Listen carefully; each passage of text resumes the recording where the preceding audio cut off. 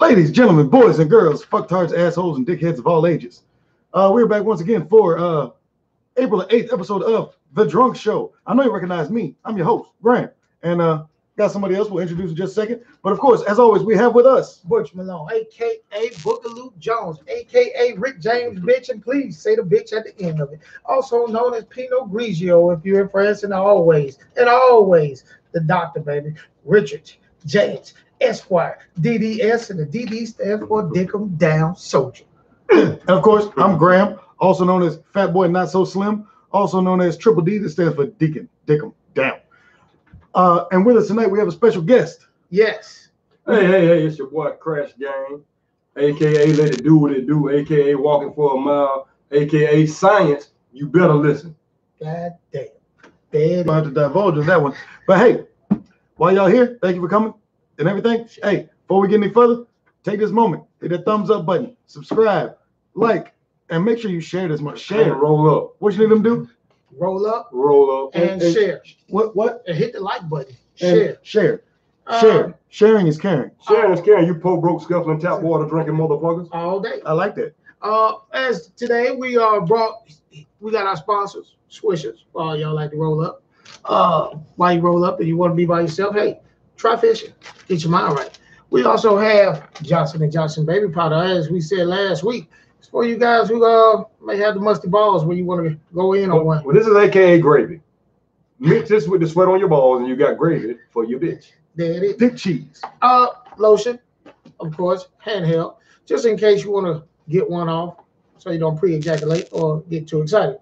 And hand sanitizer. Of course, you got to wash your hands because you're in the car jacking off. And don't forget the 2020 nigga. Today we're brought by a couple sponsors. We have Remy VSOP drinking. You got to block that out because we can't really say that in public, but you know what it is, green frosted. All right. We drink hot on the hall today. We got two types of bottles. One we was using before, that's Amsterdam Red Berry, and a new one because we're in Georgia, baby. We're drinking on the peach. Yes, and of course, today's beer is Bush. We like Head Bush. for the mountains. Head for the mountains. We love Bush. And our pocket was a little bit tapped today too, so you know. Oh, don't forget that one. Oh yes, and for you guys who ain't got it all, When you got the munchies. dinner. It was dinner or lunch. Preferred meal by convicts all over the nation, state and federal. Get you a beef jerky, a little mackerel or something, put it in some hot sauce, and you're working with something. Of course. Marisol. Today, pull up the current event. Let them know what's been going on this week. We have quite a few things that happen in sports, which is, I'm not a basketball fan, so somebody won the college championship. I got to find out. One of you all can tell me. I was interested in the MMA fight. This girl named Rose, beautiful bitch. That bitch look like a man. No, that bitch is gorgeous. Oh, I'm telling you, She like a hermaphrodite. She'll kick all of my ass for 6 ways to Sunday. Beat me like the dog I am. Use the rolled up newspaper. Put your nose in it. Of course, we're about to get started as soon as when y'all get to the chat. Go ahead and bring up the current events. So we got current events. We're gonna start off, of course. Before we do that, one current event I want to talk about in South Africa. Okay. The parliament, I guess they are down there, just declared that Was Bootsy there? no, Bootsy was there. In the parliament. They declared that they can go back and start taking their farms. So black South Africans are going there and just terrorizing the whites that's down there. And what I seen on Facebook, that they're asking Trump to let them into America as refugees. Well, on that, okay. Something that I heard the other day, and I actually had to double check about it. Right. Okay, in South Africa, Right. you know, South Africa was known back in not too long ago, but they had the apartheid. Correct. Right. And when they made things a little bit more unsegregated, correct, they did set some laws in place where racism is actually a crime. Okay. Okay.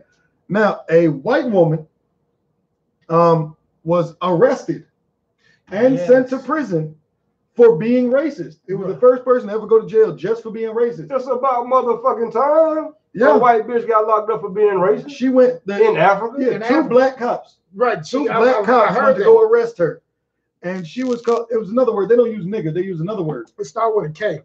Yeah, Kaffir. Kaffir. Yeah, I know a man was talking about that. Trevor Noah. Yeah, because he's from South Africa. Yeah, but she was Kaffir. She according to the report, she basically used the word nigga towards them cops, Kaffir. Right. 80 some times. Yeah, and May I interject? Please. Absolutely. First, the word is Kaffir, pronounced in the Nigerian dialect. Okay. Listen, my brothers. Although this one woman has suffered a little bit of quote unquote justice, apartheid went on for hundreds and hundreds of years in South Africa. Africans in South Africa had a curfew, could not be on the street at a certain amount of time because Tuba said so. So let's be real clear. Although this one white woman is being persecuted for quote unquote racism in South Africa, she had no business there in the first place. As far as Trump letting your black ass come over here, forget about it. Well, Trump ain't let nobody in here. He don't give two shits unless they bring him money. Yes.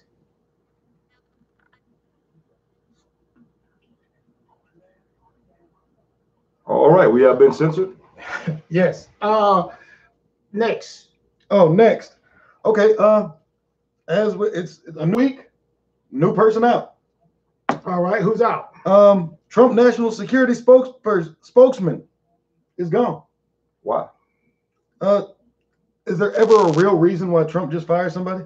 Well, I think personally, I think the reason why a lot of them are gone, they are actual politicians, and Trump is an actual businessman. He's still running the country as if he was a businessman, and he's not good at it. I really don't think he was really good. Who's not good at it? Trump wasn't good as a businessman. His father had money. Trump was a cutthroat businessman, which depending on how you look at it, that could be a good thing or a bad thing. I think he was, from what I've seen and heard and read a little bit on him, he was, and I would love to hear your opinion on it, sir. Trump was the type that, hell, he'll start a business and he'll break the hell out once he got his money. Or he'll file bankruptcy in a minute. Or sell it off. Correct. My opinion of Trump is that he got the presidency of the United States and acted like a real nigga. He doing real nigga shit. That's what Trump does. If you want to get some money, now is the time. Well, the thing is, and it was reported, especially with that book Fire and Fury, that the reporter wrote about Trump. But he was on the campaign trail with Trump, and was it Melania, his wife, Trump, and a whole bunch of other people? They never expected him to win. This was more of a publicity thing, and then he still ended up winning. And I don't think he was ready for that. As you see now, I don't think he signed anything into law or. No, he has signed quite a few executive orders. I want to say 3/4 of which have been overturned. Okay, but more of it was the tax thing, and I know they let that one slide already. Yeah, my thing is this. In a time of pure chaos and buffoonery, you have to have a buffoon at the head of the helm of this country. Now, we are so focused on Trump. Trump is not the one. Concentrate on who's coming after Trump. Trump is a diversion. Trump is too dumb and too ignorant to do anything real and significant in this country. Trump is a diversion from what? Trump is a diversion to create chaos and turmoil and clear the path for who is coming after Trump. He is the one that is really going to ruin your life. He or she. But there have been, okay, you said that Trump is a decoy. Trump is just a temporary placeholder to make things bad so that the next person looks better. No, Trump is not to make the next person look better, but to condition you for whatever laws that they enact after Trump, i.e. 911, the terrorist attacks. Look at all the laws that have been passed since then. But before the terrorist attacks, they conditioned you and us. The number one show on TV was 24, Jack Bauer. They conditioned you to be scared of all these quote unquote terrorist threats. So once they did this, you already conditioned, help me, save me, pass these laws, take away all my rights. Well, fear is one of the most effective control techniques. And that's what they use. Well, it's funny you say that because if you go back a few years now, before Obama became president, you had a lot of shows, movies that had black presidents. Yeah, and there was, I think that one of the big issues that people had was that just about every movie that had a black president, it was the end of the world, apocalyptic event. Right? Yeah. Because what was the movie? They made a spinoff of it. Sum of All Fears? Oh, Danny Glover was the actual president. What was that Danny one? Glover as president? Yeah, he was the president. It was John Cusack was in it. It was coming to the end of the world. They had to build the ships, all that. One of the 2012. 2012? That was it. When they had to get on the fucking ship and Where they had a whole bunch of them arcs? yeah, Yeah. that was Danny Glover. He stayed out there with himself. He was the president. Okay, yeah. Sacrificed himself. well, the perfect analogy for Obama's whole rise to office and get in office is that of the Titanic. On the Titanic, it was ran by steam, if you didn't know. A lot of people they think they hit the iceberg and the Titanic sank immediately. It took hours. So imagine this big ship that runs completely off steam. You got Obama, or the black man, down in the steam room shoveling coal. His whole aspiration in life is to be a captain of a ship. Right? This is all he ever dreamed of. Yeah. So as soon as somebody hit the iceberg, hey Obama, come up here, boy. We got a job for you. Put him at the captain head. now? You're the captain. You're the But captain. you have inherited a sinking ship. Nobody remembers who hit the iceberg. They only remember who was driving when it sank. Well, okay, look at during Obama's presidency, right? He was, when he first got in about halfway through his full thing, like his first term, Right. by the time he finished his first term, the press and people who were reporting everything were saying that that, whatever was happened on Obama's watch.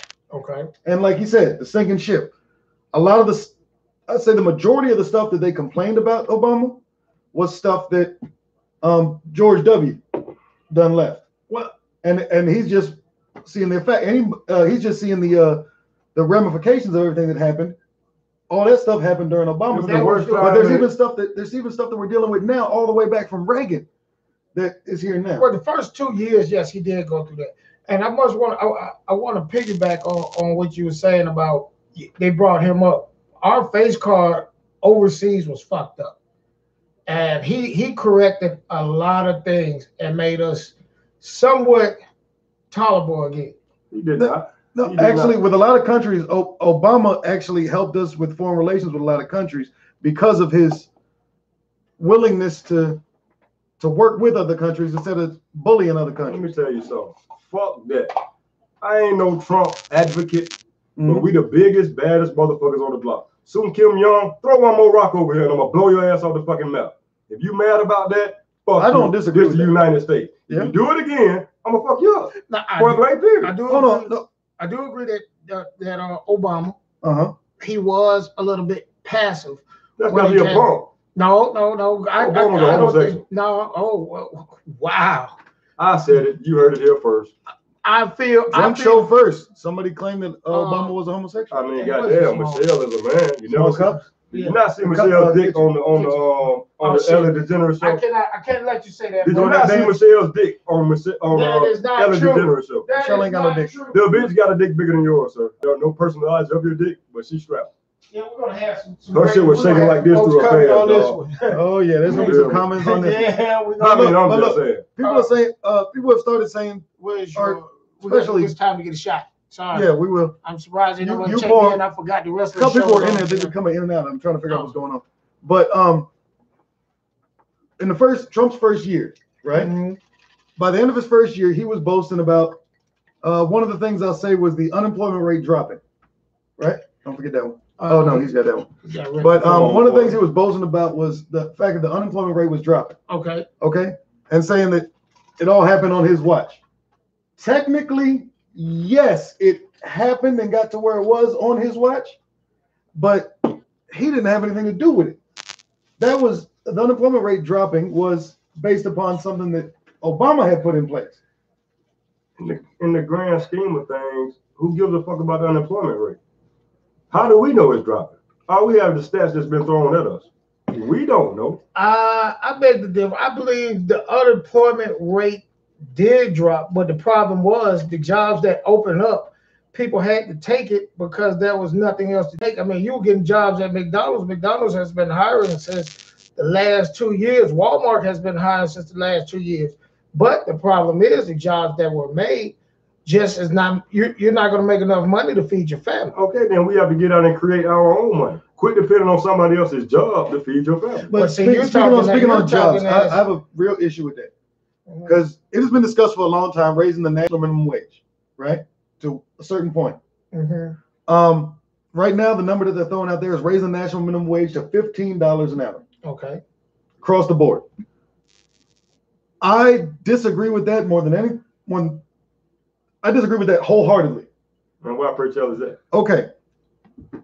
Hear me out. All right. Neither one of y'all were military, but just hear me out on this. Let's just say there's a. Let's get this. Okay. To the windows. To the wall. To the walls. Yeah. All right. Let's just say you're a 16-year-old, just getting a job. Okay. Go to work at McDonald's. Summertime. Okay. So you're working your 40 hours a week. So you get $15 an hour, 40 hours a week. Someone who is, then you got a 25-year-old, right? Okay. Just got out of college, joins the military. Doesn't go in as an officer, goes in and enlists. Right. So he goes in as a private. Correct. A private in the military, after you break down his salary or whatever, he gets paid, I think, $8 and some change an hour. Well, does that include housing? Does that include food? Does that include all your bills that you're being taken care of in the military? Is that included in your breakdown of the cost of what he makes per hour? Because he doesn't incur any of those costs. And this 16-year-old is working at back door. Yeah, he doesn't incur housing or food. Okay, so no, he doesn't incur food. He doesn't incur food and housing. It just comes out. But what I'm telling you is this: if he does not have the same responsibilities as a 30-year-old man working at McDonald's, although he's been in the military, you see what I'm saying? Because like no housing, food is optional. They're going to feed you. You might not like it, or you might want something else. If you eat at the mess hall, then, or whether you eat at the mess hall or not, you get an allowance for housing and allowance for food. Exactly. If you eat at the mess hall and stay in the barracks, that is just recouped. Exactly. Right. So you don't take a loss on it. So what is your point for not being fair for someone who's in the military or for a 16-year-old who's working during the summer? I don't believe that someone who is working at McDonald's should get paid more than someone who's working to protect this country. Well, personally, I believe that we should drop the minimum wage instead of raise it.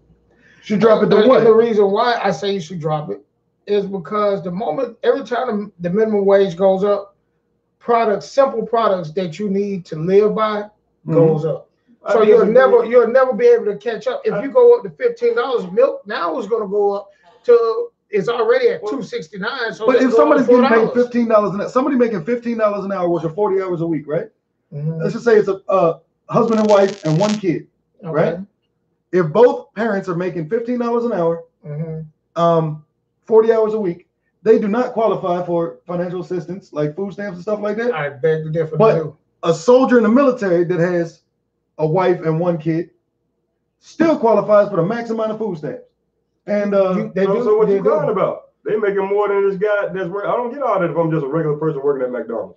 In the military, you got all this extra shit coming. No, but somebody that's in the military should not have to worry about the food stamps and stuff like that. You should have to worry about it because, first of all, you was dumb enough to enlist your ass into the military for this motherfucking country that gives a fuck about you. I'm talking about black people, not if you're white. So first of all, if you went along that path, I'm glad you broke that. You know what I'm saying? Then that's a personal choice and an option. You know what I'm saying? I love this country. Don't want to live nowhere else in the world. America, fucking love it or get the fuck out. You know what I'm saying? Take the bitter with the sweet. However, I'm never going to voluntarily put myself into their system of slavery, i.e. military, i.e. government employment, i.e. your federally funded school systems, which my kids cannot attend unless my school teaches a certain curriculum. Hold on. Federally funded, that's public school? Yes. Okay. Yes. They have they were state funded. No, federal. Okay. You get state. The state is funded by the federal. You get state and federal. Right. And that's all based on the test scores, right? How much they get? Well, it's the standardized test scores. It's based upon how they break down your area into districts. Okay. All these districts. If I got a district over here with a bunch of color or people of color, I have a district over here that has a lot of people of non-color. You will see the breakdown in finances being dispersed. Well, actually, also it determines on your economical in that area because DeKalb County switched theirs. Like they went, what is it? They went to they changed their. They didn't want to be a part of South DeKalb, so they could get extra money. They could keep their tax money in their schools. So whoever's making more money, you're going to get more. But what you said is true, that they have a set curriculum on what they teach. And a lot of the shit what they teach is actually wrong. Let me ask you this, sir. How can you be against raising minimum wage when, first of all, $15 an hour is absolutely nothing? Okay. You know what I'm saying? Let's not be confused about this. Okay. You know what I'm saying? $15 an hour, by the time they take out the taxes on your labor, which is the only thing as a God's given creature that you create is your labor. They have no right to tax you on your labor, first of all. So let's be clear about that. We are in a taxation system that is not representing us. No taxation without representation. You are taxed for your labor, which is the only thing that you create. The only thing that you produce is your labor. They have no right to tax you for your labor. And that is true. But here's the reason why. If you, when I was 16, the minimum wage I think was $4.25 or $4.50.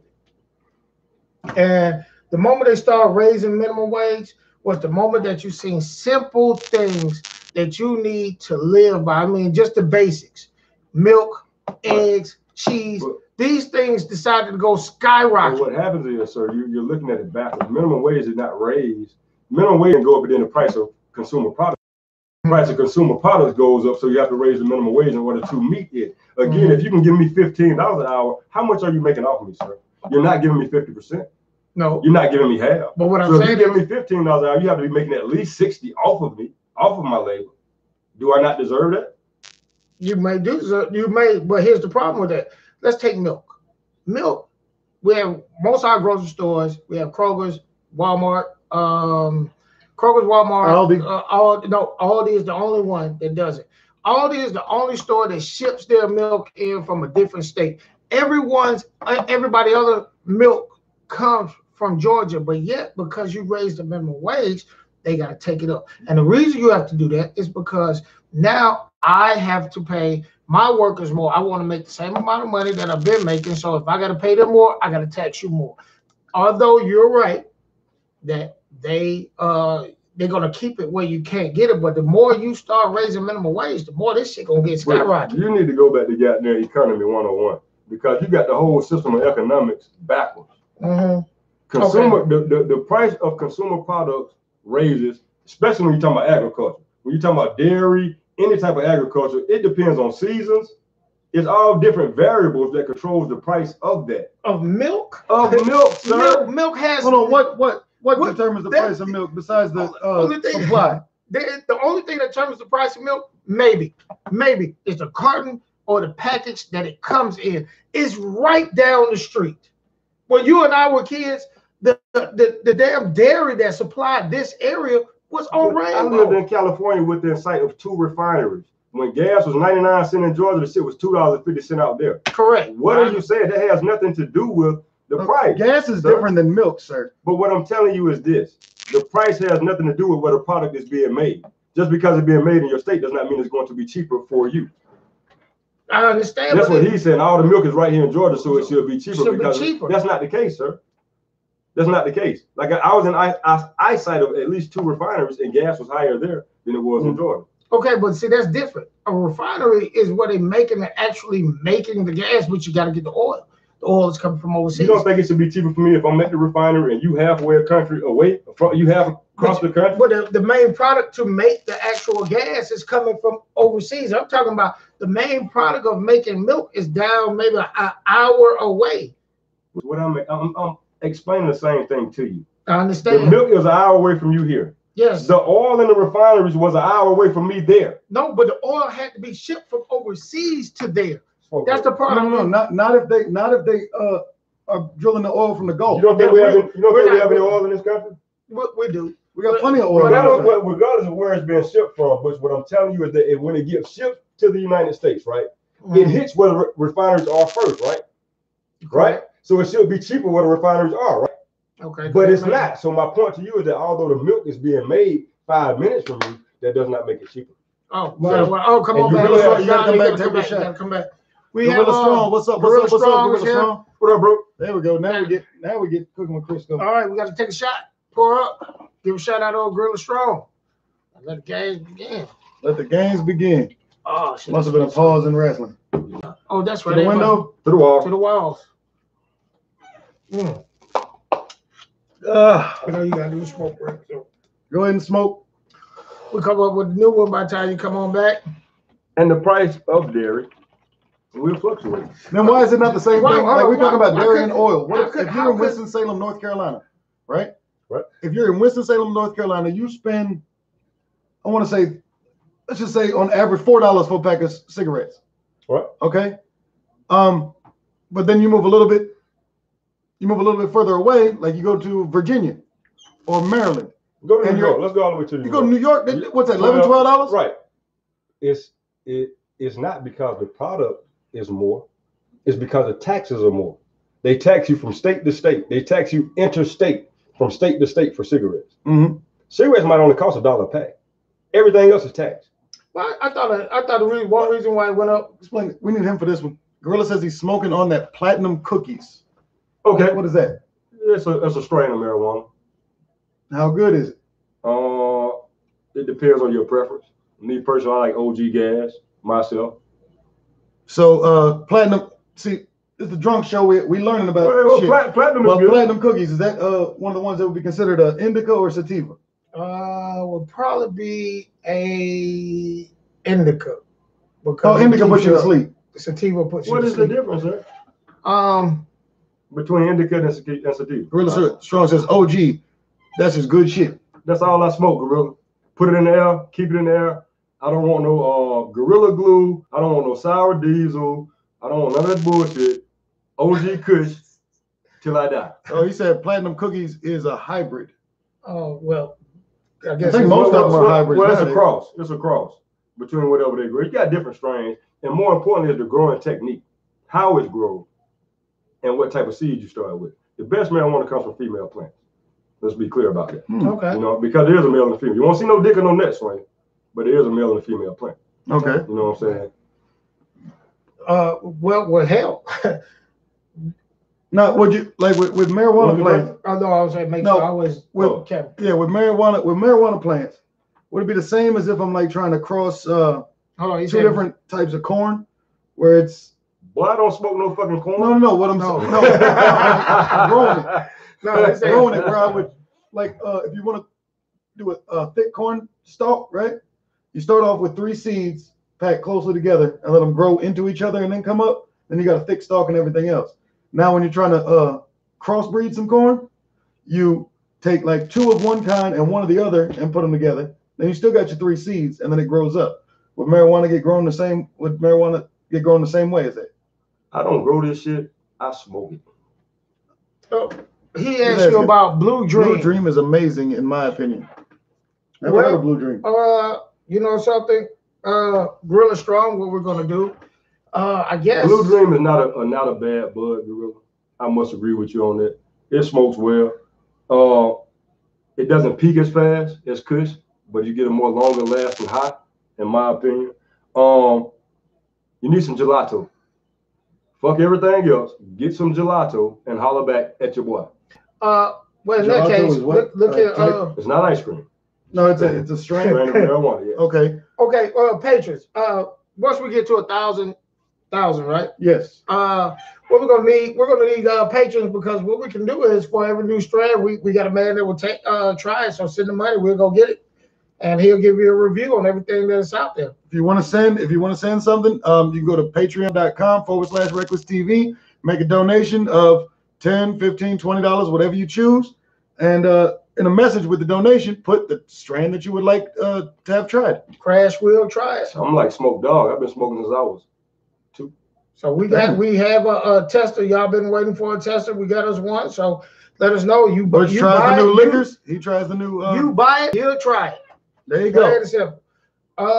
And he got a prescription, so he can get whatever he wants. Back to From a cataracts.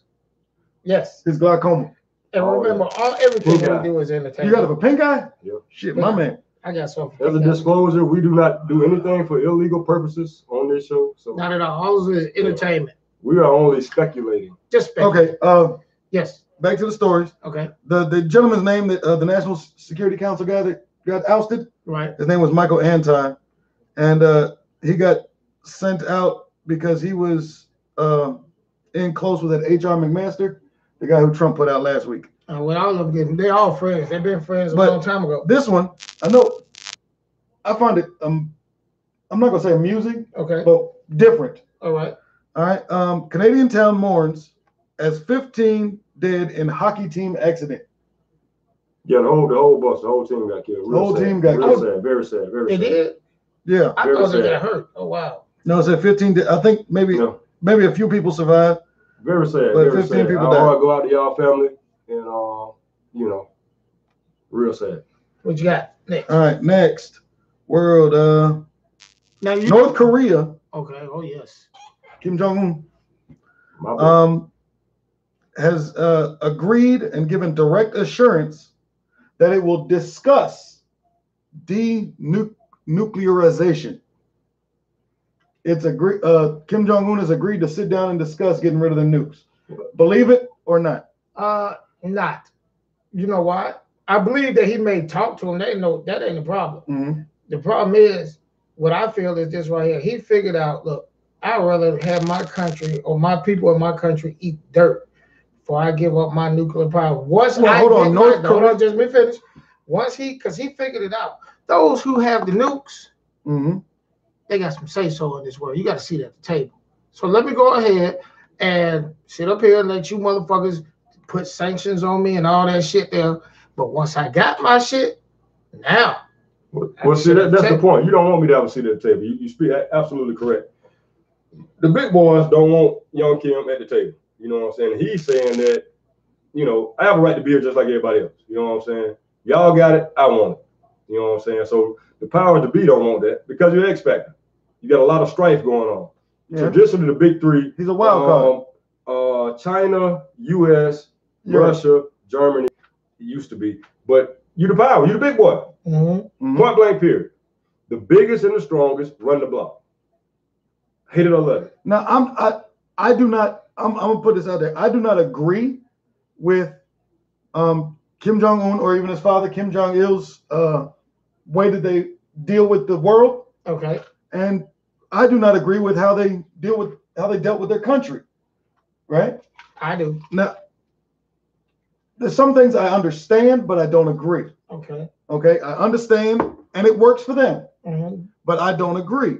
Like one of the things that I do not agree with is the fact that, okay, you spend all of your country's finances and manpower in order to build a nuclear and military arsenal. Okay.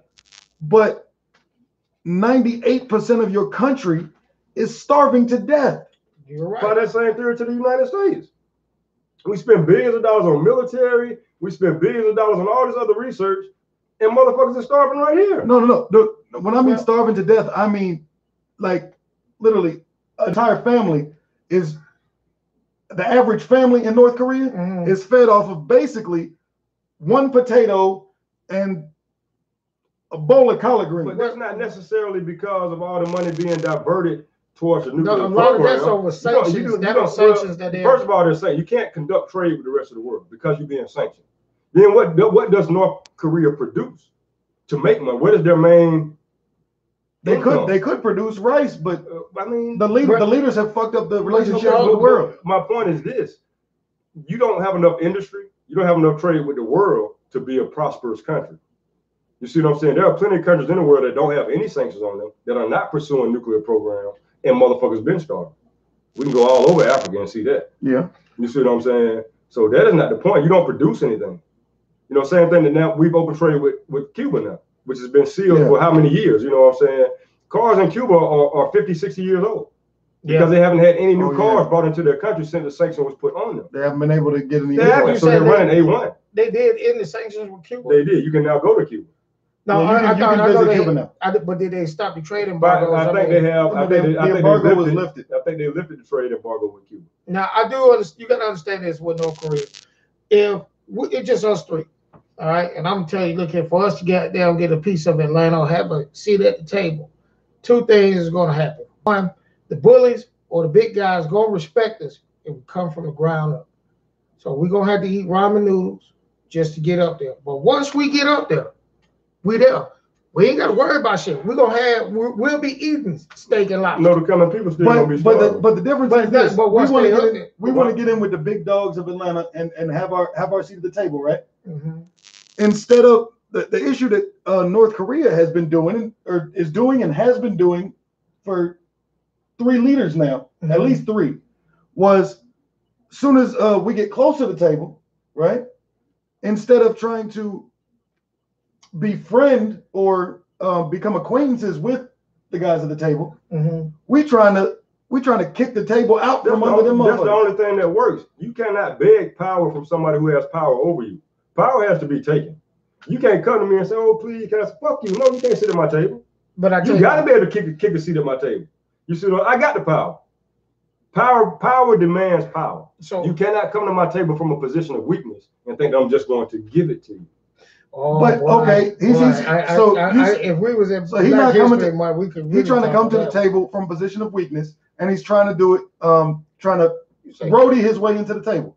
He's not roadie. He's telling you, "I'm coming." No, okay. Well, he's trying. Well, they have been. Even his father, even his grandfather, they were trying to roadie their way into the table. Yes, but that's the how thing you do it. Is that they ain't got enough to brody their way into the table. The reason you're not accepted at the table is because you have not been a country of peace or emissary. You've always been at war. You've always had conflict within your country, within the surrounding countries. You see what I'm saying? Whenever the United States come into a war, it's under the guise of keeping world peace. That's what they use it. You know what I'm saying? But there's always money involved. Saddam, there was oil. Bin Laden, there was heroin. We're not going anywhere where there's not money involved in the name of peace or world peace. You see what I'm saying? Korea cannot come to the table because you have never in your history of your country been an emissary of any type of peace. You're always I'm North Korea, you're the US, okay? You whooped my ass.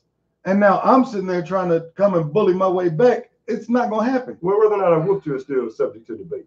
A lot of people say we lost the Korean War, although we won. Vietnam, but we were nowhere near losing the Korean War. That was definitive. We suffered a lot. But that being said, Korea, you can't come to the table. You don't have a history of being. You're not worthy of being at this table. If you try to come to the table, we're gonna smack you down. Okay. But if he get the same size stick that everybody else that's a power got. But the thing is, with his inability to trade with any country, can't make money. He can't get that stick. Can't make money. His stick is his stick. He believes his stick is huge. China's still fucking with him. China just officially cut him off. Let me tell you something about China. China is one of the biggest world powers because of the man size of their army. I'm correct in that, right? The manpower. The actual manpower of their army is bigger than they have a bigger army than anybody else, right? Yes. Well, no. As far as personnel, I think North Korea has to be actually North Korea has the largest. But then China has the biggest population, though, right? China does have, but they have. Okay. China got to their position of power not because of military might. They use financial tactics. Everybody owes China. And you know what I'm saying? Not everybody owes China. Yeah, I'm not gonna say they bought a political, but what's it called?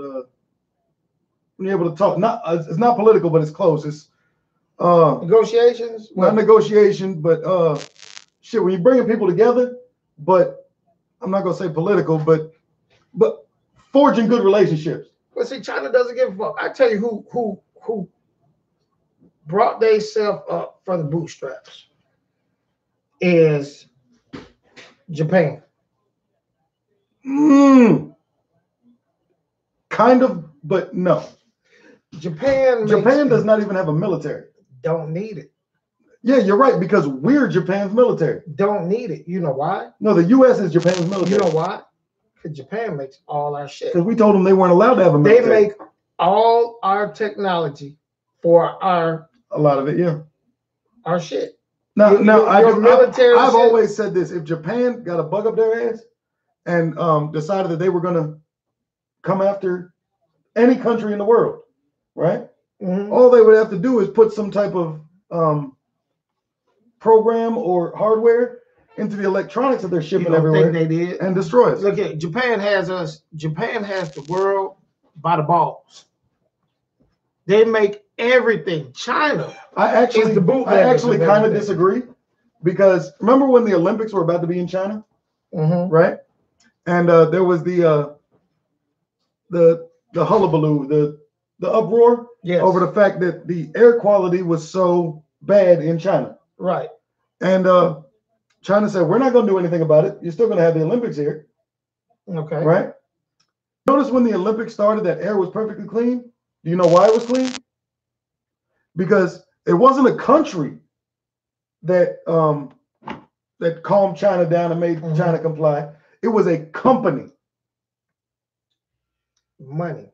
It was one company, Walmart, said if you don't clean the air for the Olympics, we are no longer selling your products.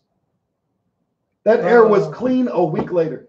What Taiwan is Taiwan is, I think Taiwan, I want to say, is part of Japan. Not or it's associated with Japan. Japan runs the world. No, that's not Taiwan, but yeah, continue. Japan runs the world. Yes. Japan runs the world. Plain and simple. I mean, they make all our technology. Now, I must say this. Japan makes our technology, China bootlegs it. What has China produced? China produces the iPhones, which are huge. They make the iPhones? They make the Macintosh products. Okay. They're the ones that, they didn't create them, of course, but they're the ones that manufacture all of Apple. China is one of the biggest manufacturers of our clothing. Okay. China is one of the largest manufacturers of 70% of everything sold in Walmart. All right. Now, so you know we have a trade. Well, he's fucking with us. He put a little trade embargo, Trump, on China. But I think it just was for meat. It wasn't serious. It was for. I think it was for food. Yeah, for food. And then they did the same thing. They just was fucking around. What was that? Because beef is not really a commodity that they have. Yes, it is. They're the ones with Japan and China are the ones with the good beef, the Kobe beef. Oh yes, but it's not plentiful. Correct, it's not, because I think it's only a small percentage of all cows are considered to the windows, to the wall. Yes. Now I'm not sure if you're up to knowledge on this, but I'm trying to get it right. But when it comes to beef, right? Cow moo beef? Yeah, moo beef. Pow beef. No, moo beef. Right. Killing nigga beef. Yes. The Kobe beef, is that China or Japan? I don't think it's necessarily where it's from. It's how it is. But it's no. It's how it's processed is more important than where it comes from. No. It is where it comes from, because I know that the section where the cows are raised is first off, number one, the cows have to be raised in a certain group or in a certain locale in Asia. Hold on. And then you're right. A certain percent of those are considered the top grade, and then a certain percent of those are considered the actual Kobe beef. Well, actually, it started. I want to say it was China. I wasn't sure if it was China or Japan. I knew it was one of them. Where it started, the conditions that they raised the cow and shit like that. But you can bring it over to America now once they let the secret out on how to raise the cow. But what was your point about it? But it's simply just trying to find out. It's simply trade embargo that Trump put on. But that's China. Simple. The Kobe beef is they have a lot of places say they're serving Kobe beef or whatever. But I was watching something on it before, but it's actually only one small amount of cattle that are raised in a certain area that are actually considered that. Well, I was reading that there's only a certain amount of fast food restaurants that actually serve beef, period. And now the biggest ones right now, the biggest one has always been Wendy's. It serves fresh beef. And now McDonald's has attempted to, with a small group of their sandwiches, to actually serve fresh beef. It's funny you said that. I read this thing on Facebook actually about an hour before I got here. They was talking about KFC, and they said, thank you for the thumbs up. They changed the name of Kentucky Fried Chicken to KFC. Because they have the percentage wasn't enough chicken. Well, no, it's a genetic modified bird that has no feathers, no beaks, and no feet. Well, the thing is, now my neighbor growing up, I can't call it chicken. Right. Yeah, my neighbor growing up at a chicken farm, right? When I remember when I was younger, the thing would be full of chickens, and he was growing them, or he was raising them in the want to call it chicken pen or whatever. Coop. The chicken house. It's a coop, sir. It wasn't small like a coop. It was one of the long ones. It's still considered a coop? Yes, sir. Okay, but he had them in the chicken coop, and he'd go in there every day, feed them. On the weekends when I went over there, we'd go pull any dead ones out and throw them out or whatever. But then in comes Purdue when Purdue moved into my town, right? They made a processing plant, and then Purdue went over to all the chicken farmers and said, we want you to come work for us, which ended up fucking them up in the long run. It sounded good in the beginning, but now they started running these pipes through that just fed these chickens day in, day out. The lights stayed on permanently because chickens, I'm not sure if you know, but if with no dark, they don't sleep. Without dark, they will not go to sleep. True, sir. Hold on, but listen. What? Hold on, let me finish. Okay. But it started feeding them the food that Purdue said feed them, right? And they run through giving these antibiotics and stuff that was in the food and stuff like that. These chickens, no lie, grew, I want to say almost double what they originally were, right? Antibiotics won't do that. That was that was the food steroids. and shit that they were putting into them. But at one point, it blew our minds because before Purdue got involved, these chickens were walking around the chicken coop and moving around, doing everything that chickens do. But then after Purdue got involved, these chickens would literally sit up under the daggone feeding tubes and never move. Well, the problem with They got that too was- big that their legs couldn't support them. Well, the problem with that was when you sit close to when they were sitting like that and they were giving them antibiotics. And the reason why, because you sit in their shit, so you get sores and things of that nature. But here's the thing: when you have a free range chicken, a lot of people don't know, and I've never seen it before. I asked my mother. This was about a couple years ago. I said, "What's the color of an egg once you crack it?" And I said, "Is it yellow?" She said, "No. A real egg is Brown. actually not the outside, nigga. The yolk is orange. The yolk, yeah. It's supposed to be It's orange. yellow. It depends on the stage of the egg. Yellowish because orange color. First of all, y'all country niggas, both of y'all, ain't never killed a chicken, choked the chicken beside your dick. I have. So let's be clear. It's not so amazing that the chickens got so fat because of what Purdue put them on. You guys only feeding them once or twice a day with some fucking grain. Purdue Yeah, that's pumping what we were out, doing, yeah. we pumping all this shit into you 24 hours. You know what I'm saying? Yeah. And we making it so you just eat. You're going to get big. I'm feeding you more, first of all. Mm-hmm. So let's be clear. You know what I'm saying? There's a myth about antibodies being given to chickens. They don't do that shit. You know what I'm saying? That's not Because true. they don't give antibiotics to chickens? Why They certainly did give antibiotics to chickens because when you're sitting there in a stagnant area, when the chickens are sitting there just feeding and shitting right where they're eating, they're going to catch fecal diseases. Okay, so did they give? So they give them antibiotics to stop that. Do they give antibodies to hogs? Hogs, I don't know, but goats, we did. But a hog sits and eats and shit all day, and if you're not giving him antibodies, Well, I don't know. I never raised pigs. Just something to think about. Yeah, I never raised pigs. But did you actually shoot the antibodies into the chickens? No, they were eating them with their food. Okay. It was coming through the feeding tube. Right, I can go for that. But your chickens are going to be bigger if they eat more. Anything is going to be. As a matter of fact, when you raise a hog, and you might find it disgusting, but if you raise a hog, if you have two hogs, instead of putting them in a pen side by side, you put them in a pen where one is in front of the other, right? Directly in front of the other. Two separate pens? No. A chute. One hog in the front, one hog directly behind them. Okay. Right? You feed the first hog. You don't even feed the second hog. The second hog eats the first hog shit. And the second hog will be bigger than the first hog. Really? Really. And I've seen this because I'm from the country. I am the country. Now, one of the things that threw me off too, I was watching a documentary. I want to say it was the one called Food Inc. or whatever. But cattle, they cannot digest. I think it was hay or straw. One of the ones they couldn't digest. Or their stomach acids didn't break it down like they were supposed to. Are you sure about it? Because they're grazing animals. So I know, eat grass. but grass but there's it was one of the things that they couldn't eat.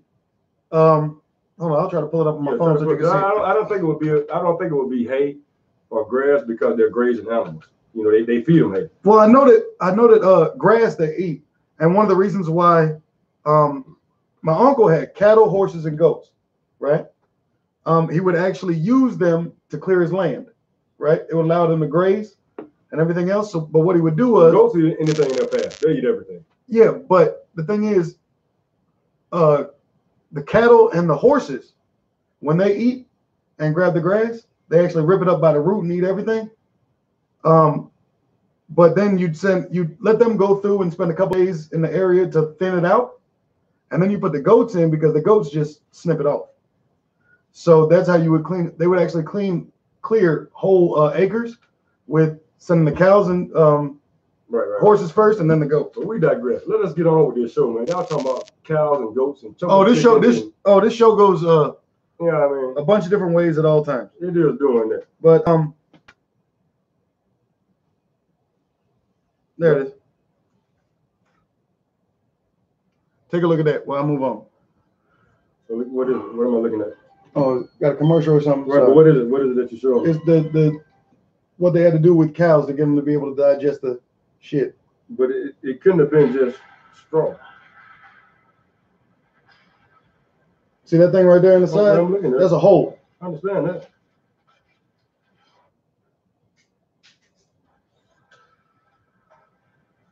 I can see there's a hole. It's kind of crazy. That's the hay, the feed that they're feeding it, the hay or straw, whatever. The stomach acids of the cow can't really digest it. So they can't digest it. Why the fuck they been feeding it to them forever? Because what it does is it gets them full, but then they have to remove the shit through the hole in the stomach. They don't. But what before they ever put a hole in the stomach? What do they do? No, that's they fed it grains and shit, but not the whole straw and shit. They would feed it grains and shit like that. But I'm saying when you had regular cows that they've been feeding straw before they came up with just cutting a hole in their side. Mm-hmm. What did they do then? They weren't feeding them straw. They were feeding them grains, fruit, vegetables and shit. Cow no fruits and vegetables, man. What the fuck was they feeding it in? Straw. You ever seen them big bales of straw in the fucking cow pasture? Those big bales of straw are not for the cows. Yes, it was for the cows. No, you talking about the giant rolls that you see in the fields? Yes, that's for cows. Those are not for the cows. Those are for horses. There are no horses. All I see is cows. There are no horses in the whole pasture. It's full of cows. Do you see the cows over there? They throwing the shit out the fucking truck for the cows. Next one. Anyhow. I know you about to go burn. Yeah, come on, let's go. Well, I got a few. No, one at a time. Well, we're gonna leave Bush here. No, all right, next one. Just one at a time. You here, so we got. Hey, what you call it? A terrorist attack was thwarted. Thwarted. Yeah, that's a good word. Thwarted. Yeah, what he said. Yeah. Well, it was thwarted. It was thwarted. Okay. They found 6 men were plotting an attack on the Berlin half marathon. They were trying to pull a Boston Marathon in Berlin. Blow some shit up while you run the mile.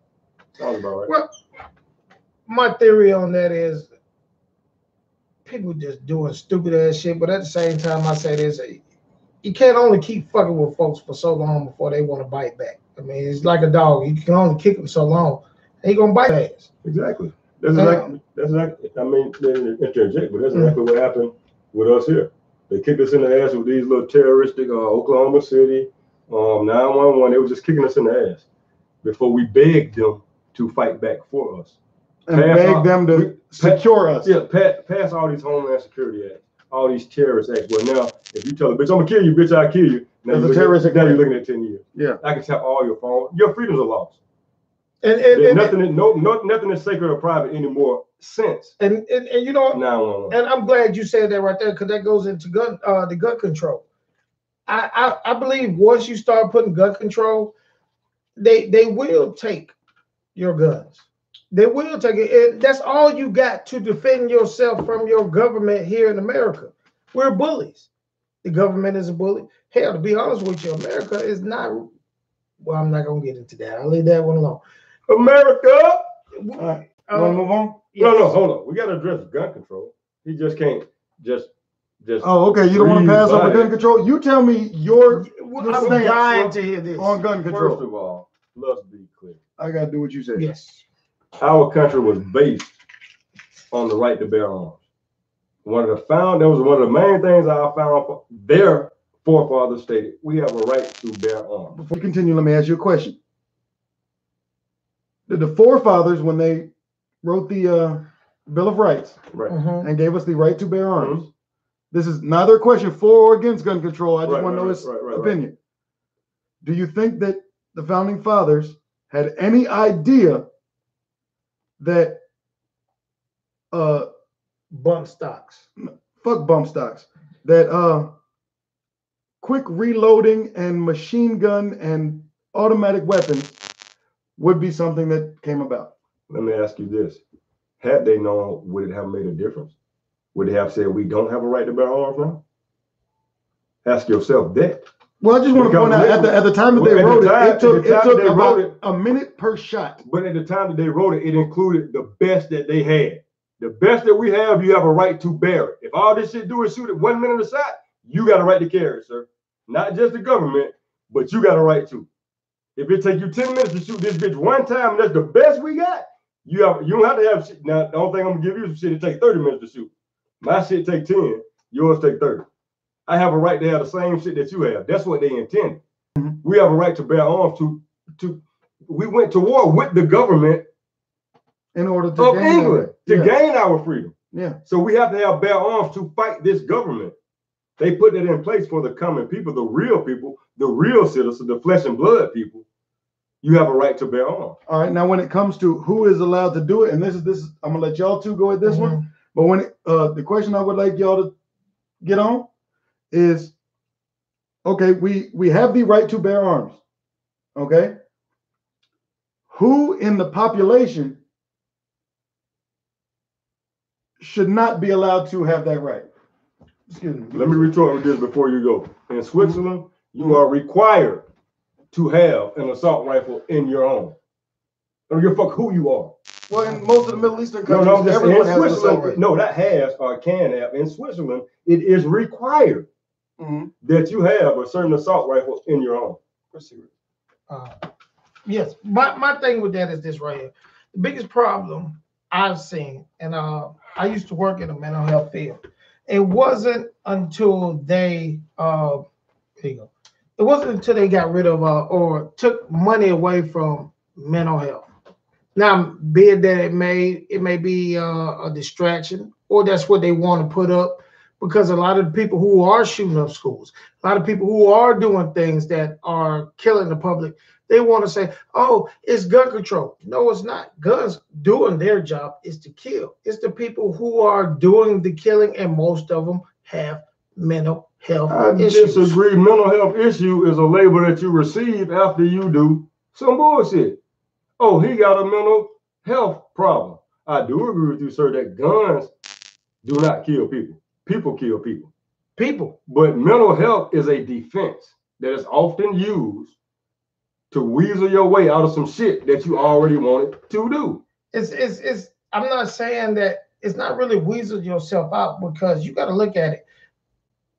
The human mind is like a strand of hair. It's very thin. I mean, it could crack at any given time. I know you're cracked already, crazy nigga. But I can say this here. If you invest in mental health, you will have a decline of shootings. Now, when you want to put gun control in there, the problem is that, especially our community, hell, we can get guns at the drop of a hat. I'm talking about the best of the best. And they could have pumped through our community. So gun control is not going to stop that. We say that, but the average person does not have the ability to go out and buy an assault rifle on the black market. On the black market today. You don't know nobody, a lot of people don't know nobody they can go and buy an AR-15 from, or an assault rifle on the black market.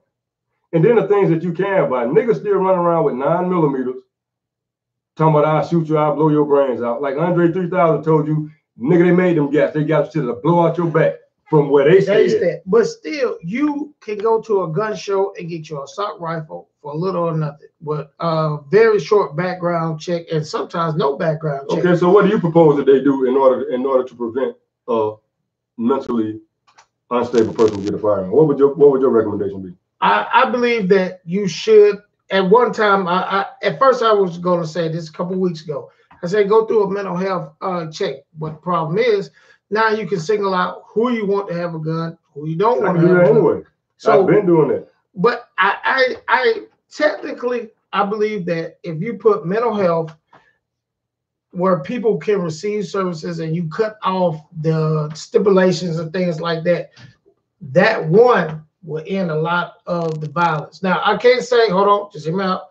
I can't say that the people that are coming from overseas, they got cousins over here who have been inbred and they done set up shit. Well, America can't do shit about that because a lot of that terrorist stuff, that's one thing. But the things that's happening in schools, I believe that you have to, because of what's going on now, and me and you are outdated a little bit, and I really can't. I'm first of all, I'm still relevant in the school partner. You might be outdated, but I'm still relevant. Crash gang. Okay, I put it like this.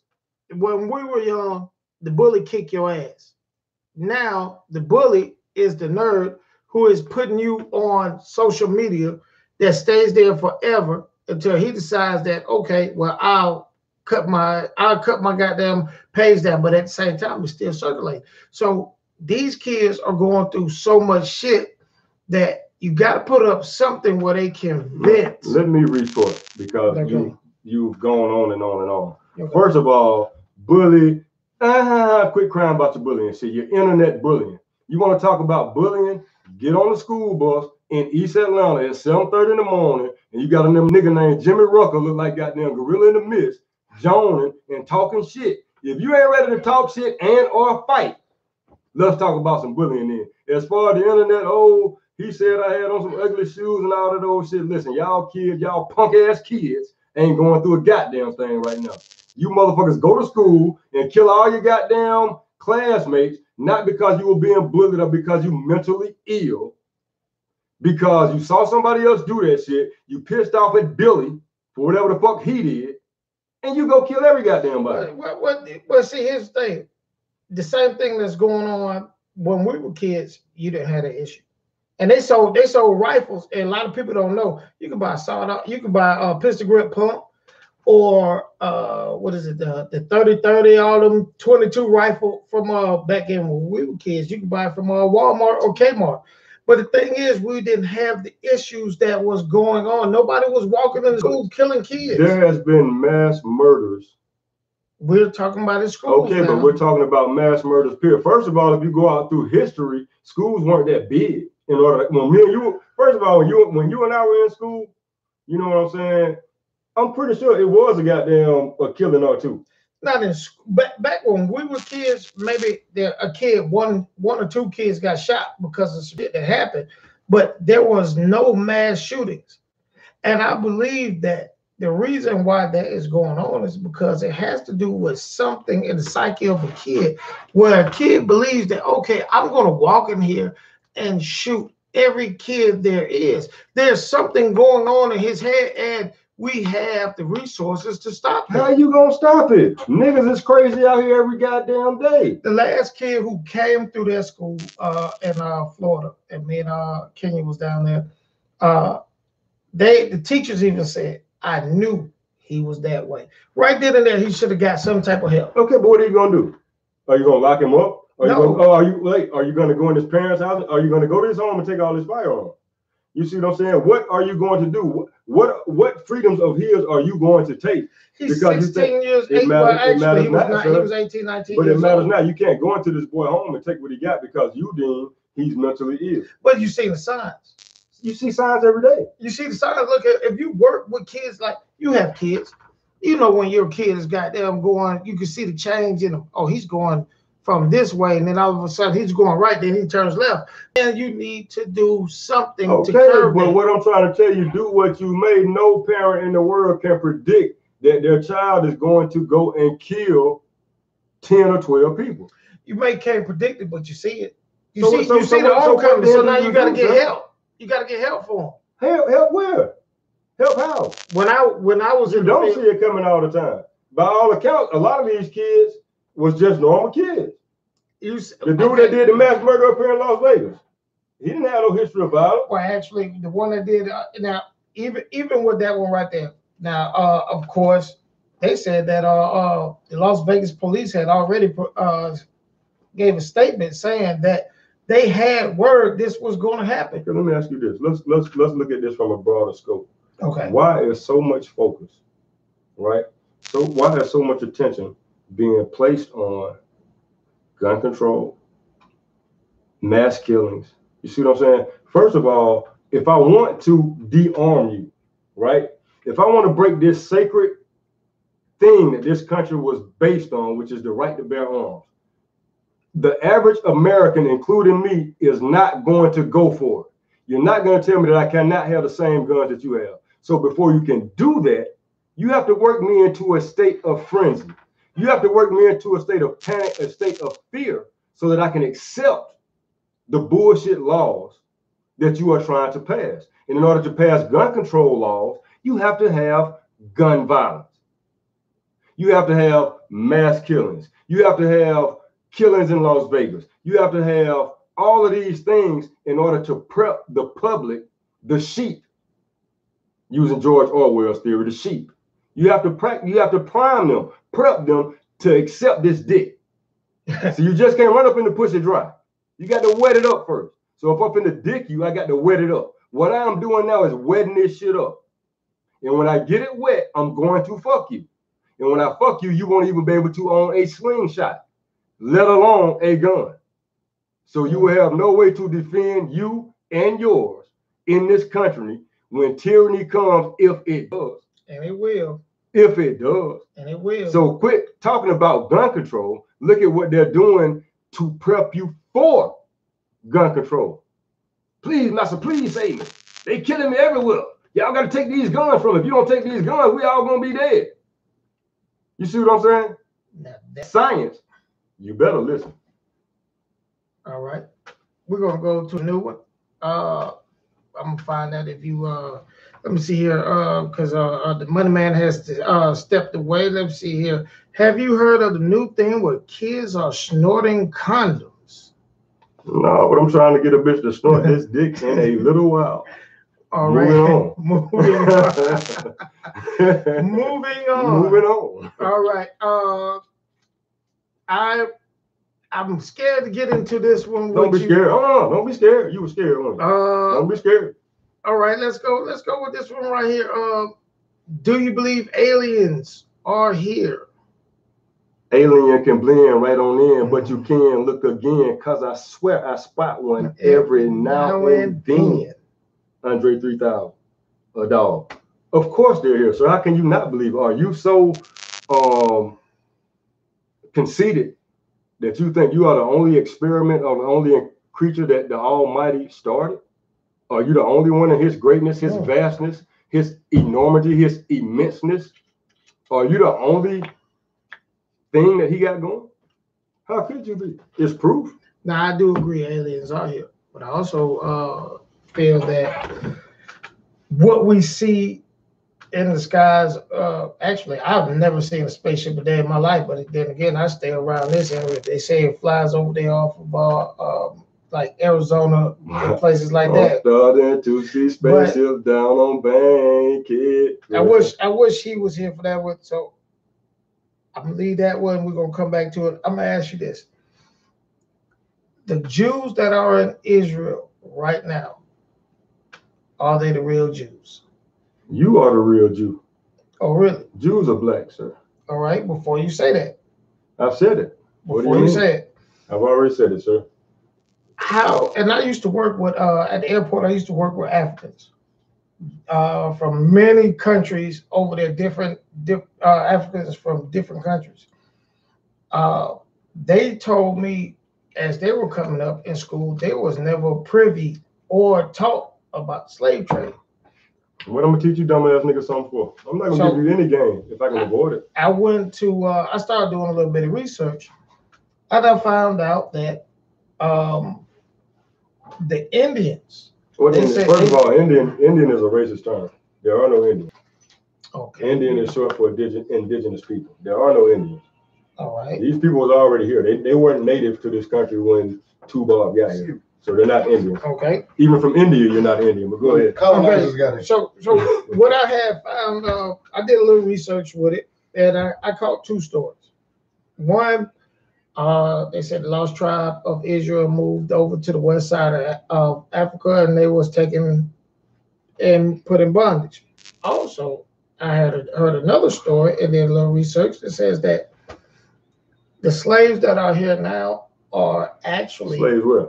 well, we're not here now. That were here. They were actually. They were here where? In the United States? Yeah, they were already here. Do you mean black? Do you mean Africans? What do you mean? Yeah, I mean the Africans that they say Africans, we brought them from Africa. They were actually the Indians, the indigenous people that are here. They say the actual Seminole Indians were just as dark as the as Manute Ball. Fuck what they say. Let me tell you about science. You cannot derive any other color in the spectrum without the color black. You can't even make white without black, sir. So let's be clear about that. Would you agree with that, young Rico? Hold on, you said you can't You cannot make any color in the spectrum without the color black. Whether it be red, green, yellow, purple, white. You cannot make white without the color black. Do your research. This is a fact. This is not something that I'm telling you I think. There is no color that you can make without that. Well, black is the absence of color. Oh, no. Is it not? No. What I'm telling you is that everything derives from blackness. Okay. Even the light. What did he say? Let there be light.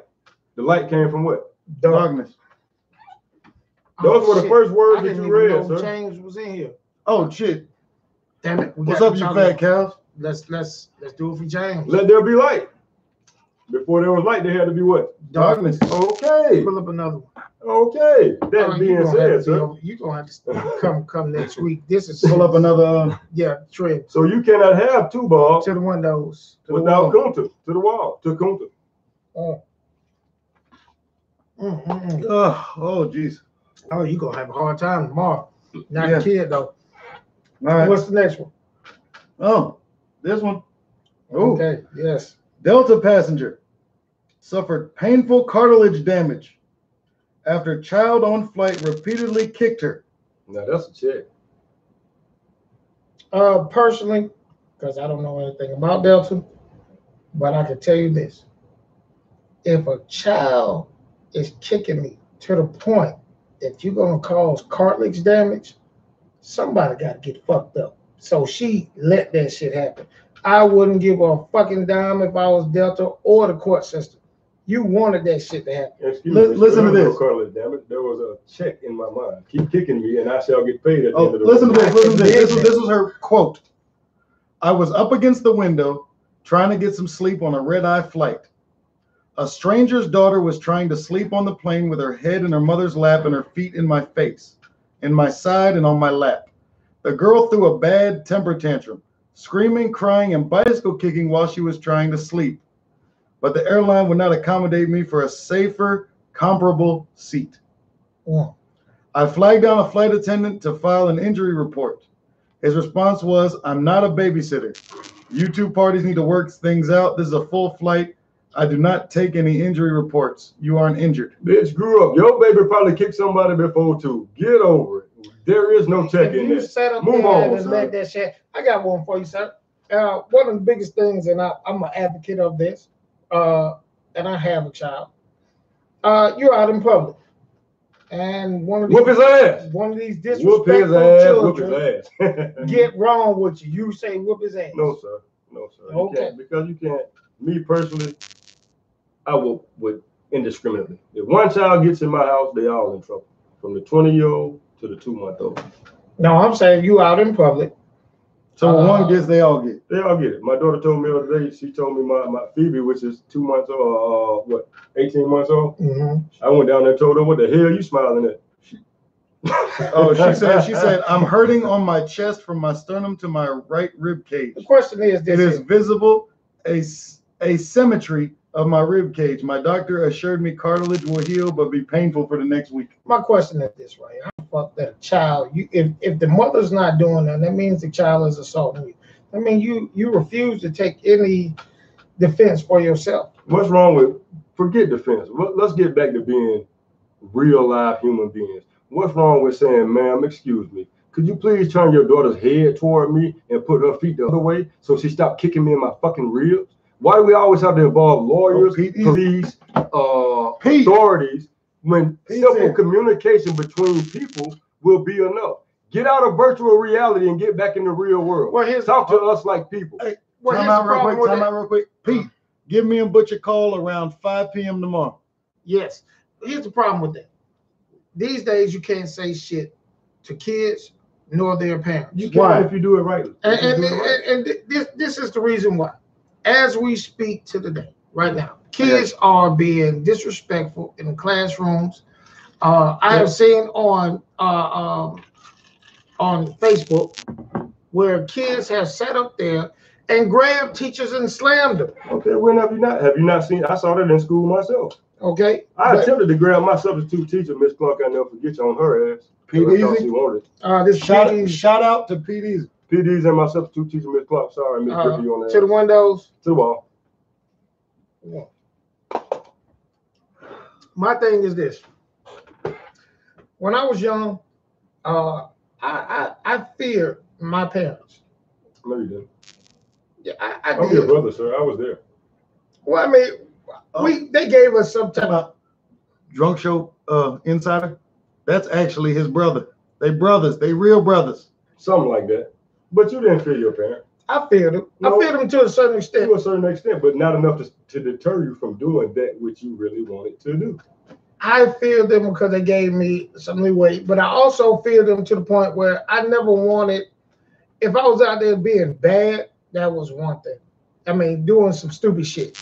But as far as me disrespecting an adult, I never wanted that to get back to my parents. That wasn't fear. Actually, no, correction. That was fear to an extent, but that was how young people in society were. In our society, let's be clear. Up until a certain point, when did it change? The 90s? Well, as growing up, right, in small urban or suburban black neighborhoods, you had a certain respect for Miss Irene down the street, Mr. Pete at the store. Certain shit you weren't gonna let them folks see you do. The community helped. You know what I'm saying? Well, fuck the community, but it was certain shit that you would never be just disrespectful to a grown person. Period. You see what I'm saying? Because we were raised differently. Yes. You see what I'm saying? We were taught a little bit differently. You know what I'm saying? The level of respect now amongst young people is very, very low. But they have respect for life, for each other, for decency. There's no respect for anything. But see, I'm glad you said that. Why? Now, hold on, I'm about to answer. See, when we came up, that's how it was. But see, the parents of the kids today is us. It's not, but I kind of disagree because until your dad came into my life, I only had my mom as a parent. To answer your question, yes, why it's like that. No, what I'm saying is the kids right now, from 18 to around about 15, 16, we're the parents. I'm talking about our generation. We're the ones that are parenting these kids. There's no old generation doing it. It's us. And the issue is that right now I'm different, and I know you're somewhat different because the other day I was over his house and he was yelling at the kids, "Hey, get y'all asses back!" And he used it, "Get y'all asses down the street and y'all keep y'all asses here." You can't do that, and that's how we grew up. You can't do that. I'm talking about no. You can. I mean, I'll do it on average. But you say something to a kid now, they'll go home. Let me tell you why I can say that. See, this is where we get it. This is where we get it confused. See, you want to walk out the door and yell and scream at any kid you see. You know what I'm saying? This is my neighborhood. This is my community. I've been here for 5 years. I know these kids' parents. You see what I'm saying? We converse daily. You see what I'm saying? I know all my neighbors. So when I yell at your kids, you can't go and tell your daddy, because me and your daddy already done talked. I done told your daddy when they're at my house, they will be treated just like they mine. I have told your daddy that if they're in the street, I'm gonna tell them, get your ass out the street. All right. So I have that. You have to establish that relationship with the people in your community before you can. Don't talk to my child if you've never spoken to me. You see what I'm saying? Okay. That's what we want to do. What happened between? I'm just gonna throw out some dates here. What happened between 1985 and 2005 that made it that parents just, I mean, not even the parents, but the kids, I think that 20-year difference, that by 2005, you want to know why they're so different from us? Why the kids are so different from us? I will tell you why. I gotta hit this because this is why the youth today are so different from us. and not so much different because if you are conscious of your children and you are conscious of how you were raised and how you're raising them, then you're an exception, not the rule. Because people our age still walking around with their pants hanging off their ass, big ass platinum chain, so they don't accept the responsibility or the role. They don't relish the role of being a parent. So let's be clear with that. We are exceptions. My kids in my house, your kids in your house. You see what I'm saying? Your kid, we are an exception to the rule. So let's be clear. The reason it's like that, it's not because of anything that you did, black man. It's not because of anything that you did, black woman. It's like that by design. I have design. Let me tell you something. No, me and my wife. Listen. I disagree with that. No, can I finish my statement before you disagree? Okay. Before you disagree. Okay. First of all, black man, we talk about working at McDonald's for $15 an hour. Let's talk about minimum wage. Let's talk about $7 an hour, right? Let's talk about you got 2 kids in white, and you working, busting your ass, them 40 hours a week at McDonald's for that $7 an hour. $280 a week. That's it. You ain't selling no dope. Yeah. You ain't robbing. I'm a righteous dude trying to take care of my family. I cannot do it. Right? Correct. It's impossible. Okay. There are subsidies in place for that. WIC, Section 8, all these things to help me in my struggle with my family, right? But if I am a black man in that house, you are not eligible for any of those privileges. You can't get WIC. You can't get Section 8. If you married, you can't even damn near get food stamps. You see what I'm saying? So now I'm doing the best I can. I'm working, hold up, let me finish. I'm working every day, but it's not enough. So I got to remove myself from the household in order for the household to run. Because without me, she gets Section 8, she's staying $800 a month for free. You see what I'm saying? She getting a food stamp, she getting a Medicaid, all that because I'm not in the house. As soon as I marry her, that shit over with. Now, is she in this scenario? It's not a scenario, this is a fact. Okay, well, in this thing that you're saying, the man, right, is working 40 hours a week, $7 an hour at McDonald's. That's $1,120 a month. What is the female doing? She taking care of the kids? Even if she is working, sir, somebody has to pay daycare. If both of us at work and I got 4 kids, who the fuck gonna pay for this daycare? Okay. Hold up, let me finish. I'm making $7 an hour. Your question was, why are the youth like that today? Yeah. Because it has been put in place and designed to remove the positive male influence out of the way first. We're gonna get it out of the way financially. Either by incarceration. No, we're dealing with finances right now. I just gave you financial aspect where I can get you out the way. Okay. Now you gone. You see what I'm saying? Let's be clear about that. Okay, so this government has really become the child's father. Basically, because you're not in the house. You know what I'm saying? You want to be, you could be a righteous dude doing the best you can. That's the first reason. The second reason is because everything that they taught is mandated and dictated by this same federal government. Because what the mama do now, because the dad ain't done now, she got to get a job. Or what if she kicking and smoking weed every day? Kids going to school. So if they don't learn it at school, they ain't finna learn shit at the house. And what they learn at school is predicated by what I teach you. You see what I'm saying? Okay, I first of all, I've emasculated you because I've eliminated the male influence of your life. These niggas walking around pink drawers on, the asshole hanging out, all this shit. You emasculated. You see what I'm saying? That's the first problem. The second problem is that the tendencies that all teenagers have, adolescents, is to group with my peers. I don't care if you're white, black, Chinese, whatever. When you reach a certain age, you're going to group with your peers. What about rebel?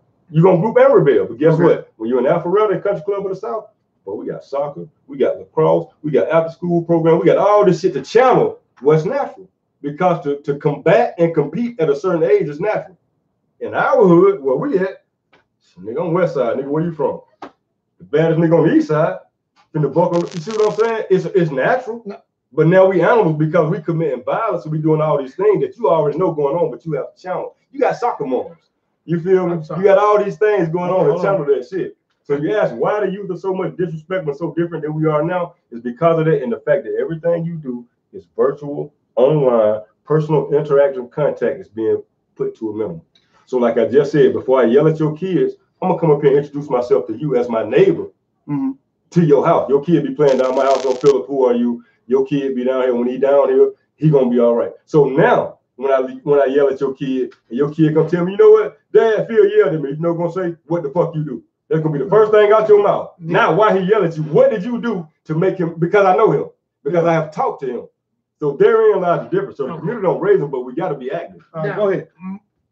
I totally disagree with you on when it came to the fact of getting the masculine model out the house. That was in our generation when we were coming up. When we were coming up. But as of now, the issue is this. One, you're right. First, address my issue. Address point for point what I told you. Masculinity. No. First, address the fact that you can't get no government assistance, i.e., Section 8. Okay, I'm glad. Okay. Wait. Let's address it. Section 8, Medicaid, food stamps, all those benefits are cut as soon as a man moves into your house. All right. Deal with that first. Okay. First of all, that is not true. Why? As of today, that is not true. Because I know people who are married and they are receiving food stamps and they work. I promise you, she's not getting Section 8. She's not getting her full benefits because this man is in the house, is what I told you. And I will say this. Stephanie was working, right? With the kids. When we were not married and we were not together, we lived in a separate household. She got X amount of dollars in food stamps. As soon as I moved in, even though that my income was low. What happened, Reed? Her food stamps dropped by more than half. You see what I'm saying? Now, with that being said, you see what I'm saying? Okay, but you still needed them food stamps. Stop. You still needed them. Look at that. What you just said for us, they getting married or the man moving in, whatever. That is the same. That is not going to be, because if that's the rule for one, it got to be the rule for all. It's the rule for all. Okay. With that being said, okay. Now I must say this: a lot of people who are going through that, they really don't push the issue to get what they need, because a lot of people don't. They shut down. So let's go ahead and cancel that. Okay. Cancel so what? The man moves in. Hold on. The man moves in. So you saying because the kid is no Section 8. No the Section 8. Man moving out, Section 8 dead. Section 8 dead. Dead. So that $1,000 rent that you were getting for free for these 5 kids, somebody got to pay that. Now, how much you make the money? How much you make the week? Medicaid is also dead. For everyone but the children. The mama can no longer get it. The children and the daddy can never get it. Yes, the daddy can never. Now listen. Okay. Now look. How much you making that? How much you making that $7 out? $280. 11.60. Now rent $1,000 now because Section 8 gone. Now understand this. First of all, if we're talking about modern day, but we'll go back a little bit. We're talking about right now today. Modern day, you can't get insurance up under the Obamacare Act or what's it? American. Until it's gone. I make $270 a week. I can't pay nothing for insurance. I got 5 fucking kids. I can't even. They drop it down for you. I can't give you $10. They will actually drop it down damn near free if you got that. It's gonna have to be free. Yes, they're giving it to you. It's gonna have to be. As long as you make more than the. Deal with my Section 8. But at the same time, hold on. Deal with my housing allowance. Look at. You are telling me because of the kids is you try to put it as blacks. Everybody. Period. White too, not just black. Because guess what? If you white and you need motherfucking social assistance, you a nigga to me. All right. You just like a nigga. But at the same time, it doesn't matter if you're white, black, Asian, whatever. It's across the board, sir. When it's a single mother dealing with the children, she's afforded all the benefits. Until a dual parent household, the benefits are diminished by damn near. Thank you, sir. Nothing. But that has nothing to do with why we're dealing with the kids that are doing it. It has a lot to do with it. If my father can't be allowed to be in my household because of you, you don't think they have an effect on me? Okay. You don't think my dad, Rico, if you had to leave right now, right, and you couldn't stay in this house because if you stayed here, she couldn't afford to pay the rent because you ain't making no money. You see what I'm saying? Yeah. You don't think that's going to affect your sons? If you living somewhere else, that's going to affect them, sir. Now, even with y'all and my generation, I'm a few years younger than y'all, right? But even with our generations, okay, even if the father was gone, there was still positive male role models in the life. I didn't know my dad till I was 17. Okay. But I had uncles, uncles, everybody else. But the thing is this, though, what I'm saying, by design, sir, I am financially separating you from your family by design. So look at when we came up, and it was the same thing. Look at you didn't have the father there, so you try to tell me there's more successful people in you and our generation than it was when our mothers was coming up. That's number one. Number two. My point. That's not my point. Okay, so there's one crippling thing. Okay. Okay. So here's my thing. All right, and this is what I have seen since I was in the field and I was dealing with kids. One, when we were young, like he said, Miss Ann may have went and talked to your mama, my mama, and they knew it. Mhm. And they came over, they talked and everything. So Miss Ann called Graham over there pissing at her flowers, and she come over there and chastise you. And you go home and you tell your mama, Miss Ann sat up there and yelled at me, or possibly whoop you. Yeah. And you No, know, I know. If I got in trouble in school, right, when I was in elementary, middle school, if I got in trouble at school, I got whooped 3 times before I made it home. See, it's to the point now where nobody doesn't want anybody to say nothing to their children, even though, like you say, you know the neighbor. That's not true. Every neighbor that I know that has kids ain't got no problem with me cussing at their kids. Even if I whoop their kids, they won't say nothing. No, because I have invested in a relationship with the adult. I'm married, right? I had a discussion with my wife, right? I was raised. Because I had a discussion with your wife. Hold on, let me tell you about this. Let the man finish, man. Me, how I was raised and how I believe, my personal beliefs as a man is similar to that of how I was raised. All right. My father once told me, until you pay a bill, you have no opinion. You don't. All right. My wife and I were having this discussion, and this was a disagreement. She believed that our children are human beings and have a say. My stance is, if I want them to have a say about something, I will ask them. Other than that, I give it to you. What I say is gospel in my house with my kids. I agree with that. Me and my wife disagree on that. She believes that the kids should have a say. Okay. But that's how we were brought up, and I think that has something to do with it too, because mothers and fathers. You want to be friends. You don't want to be parents. You want to be friends today. Your wife want to be friends. No, they have a say. They have an opinion. She won't. Y'all's and mine, which are close, right? Some of the people from our generation who are now parents feel traumatized, if you will. That's what I was from getting to. How we were raised, and are doing too much to allow children to have a say, to have their voices heard. I was raised, children should not be seen or heard until I call you. But guess what, though? Guess what? Despite how you was raised, right? See, your parents, everything they did wasn't right. See, we ain't perfect. Hold on. Correct. Let's wait. I agree with that. Let's say this, because we didn't all turn out like our parents wanted us to be.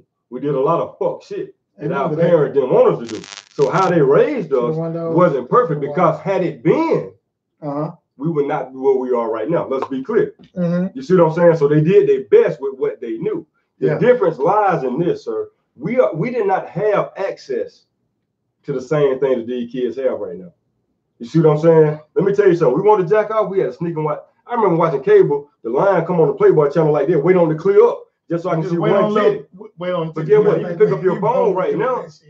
Your phone right now, you can watch whatever porno. So as a youngster, at 12 or 13 years old, I hate to say it, had I had access to internet porn, I probably would have jacked myself into a coma. You know what I'm saying? Before you'd have gone blind. So let's just be clear about that. So first of all, we're not dealing with the same kids, and then we had respect for our parents, but we never had a real, true, open line of communication. I'm not 100% sure that we had respect for our parents more or less as much as fear. It wasn't fear, because after you got a certain age, ass whooping didn't really mean that. You see what I'm saying? You can whoop me, it might hurt for a minute. So the fear, it was respect. It was a time when you thought you could beat your dad. So the fear turned into respect? It was a time you could have beat your mama ass. You didn't have to take that with you. But you took it anyway.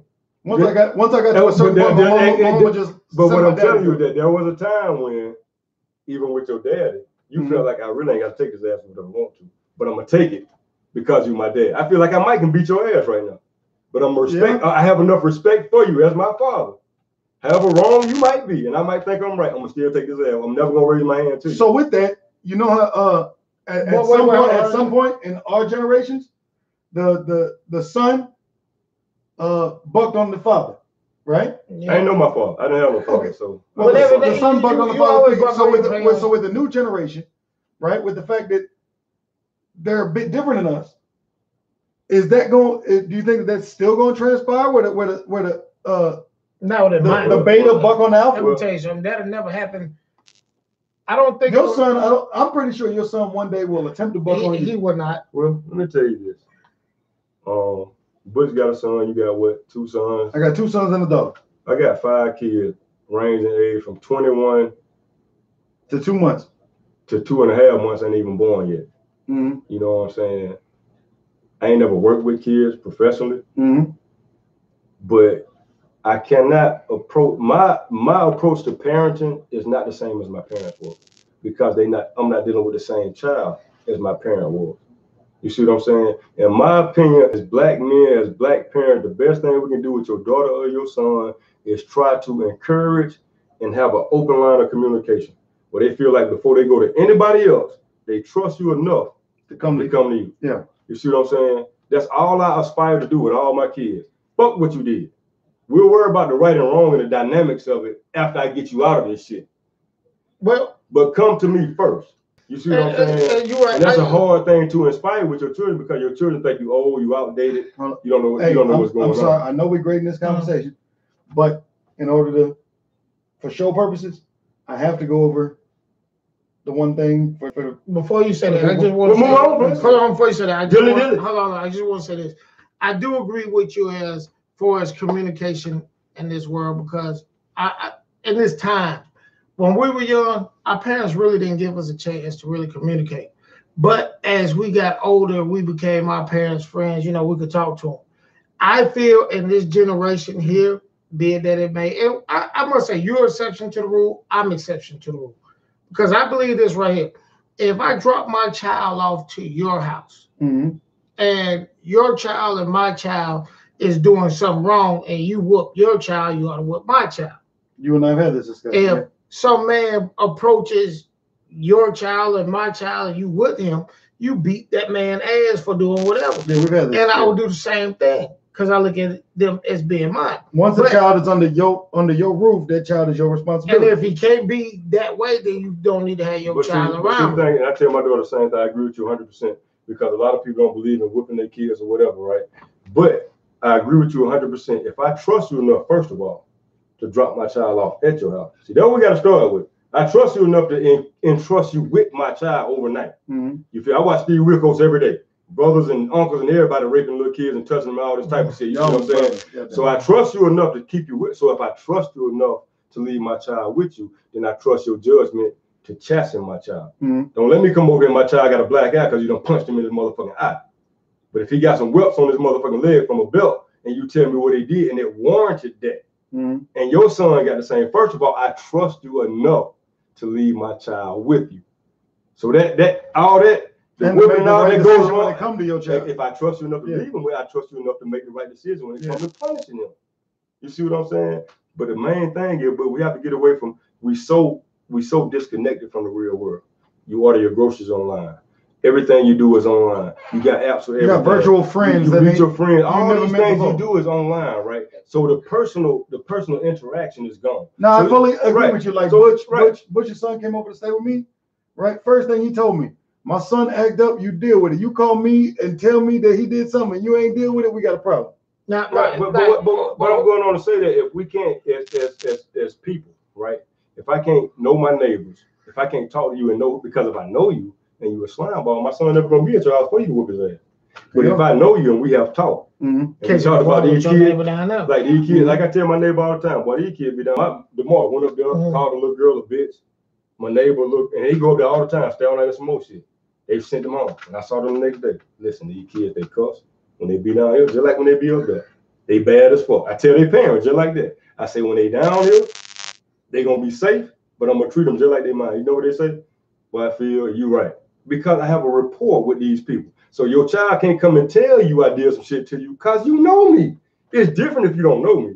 And you say, that nigga down the street cussed me out. Oh, what? When I get it. No, exactly what you know what I'm saying. Exactly when I get it, I'm just said. Exactly what you just said. The fact is, you know, I may have been wrong the way I stated it before with the community raise a child, but the fact is that everybody's now out for self, they own. Is once if we were to get back to the community talking, getting to know each other, having face to face exceptions like that, people actually talking instead of being virtual fucking friends on goddamn Facebook. You don't know your neighbor. You don't even know your neighbor's name 2 hours down. What was gonna be my second point why kids are the way they are is because of this.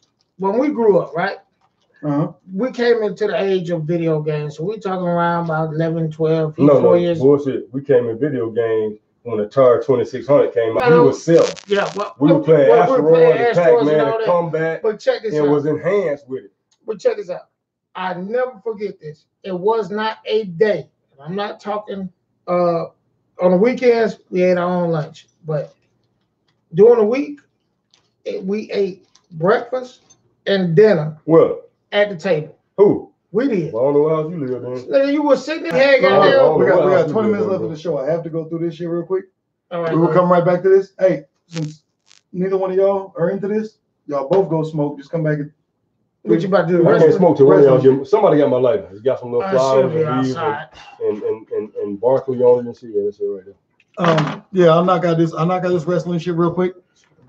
I don't know where you put the thing. All right. But look, hey, while they're out there smoking, I'm gonna run down the list real quick. All right, starting at the beginning, we had the Andre the Giant Memorial Battle Royal here at WrestleMania tonight. We had the winner of the Andre the Giant Memorial Battle Royal was Matt Hardy. Matt Hardy won with some help from apparently, I guess he's now woken, Bray Wyatt. Also on the pre-show tonight, we had the WrestleMania Women's Battle Royal. I believe that's what it was called. Let me double check to make sure that's exactly what it was called. But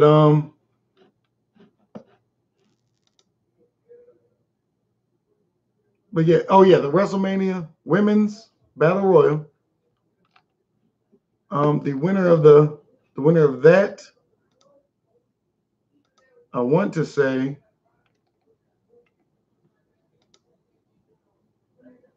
who is?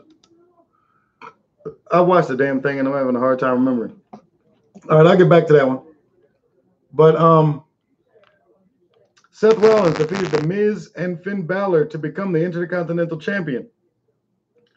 Charlotte Flair did something I never thought was going to be done and ended Asuka's undefeated streak.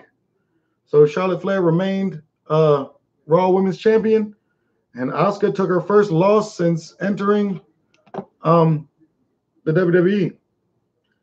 All right, Jinder Mahal defeated Randy Orton and Bobby Roode to become the United States Champion. Ronda Rousey was victorious with Kurt Angle against Stephanie McMahon and Triple H in a match that was not bad. I actually watched that at speed while I attempted to smoke a cigarette a little while ago, but I watched it at speed just to see what it was. Naomi won the first ever WrestleMania Women's Battle Royal. Cedric Alexander defeated Mustafa Ali to become the Cruiserweight Champion. Let's see. Jinder Mahal, Kurt Angle, Ronda Rousey. The Bludgeon Brothers defeated the Usos and the New Day in a triple threat match to win the SmackDown Tag Team titles. Hey, it actually happened. John Cena sat in that crowd all WrestleMania and did get his match with The Undertaker, and The Undertaker beat him in serious fashion. Undertaker beat the shit out of him. Daniel Bryan and Shane McMahon beat Sami Zayn and Kevin Owens. And he beat who was it? He didn't pin. He tapped out Sami Zayn with the yes lock. That match wasn't that bad either. Right now, I'm pretty doggone certain that let me see what match is on real quick. I gotta pull it up on my phone to see what match is on. But we should be pretty close to the Brock Lesnar match, which I'm 100% certain Roman Reigns is gonna win. We also have, what else is tonight? Who else is tonight? AJ Styles versus Shinsuke Nakamura, which I can almost guarantee is going to be the match of the weekend. This entire weekend. I'm not sure if it's going to be great. AJ and Shinsuke are fighting now. But AJ and Shinsuke, I think that match, when I go back and watch it, it's going to be greater than the, was it the 6-man ladder match that was on NXT TakeOver last night? Even though that's a hard one to beat. And also the Johnny Gargano match from last night was freaking great. If you got the WWE Network, go back and watch them. Both of those matches were freaking phenomenal.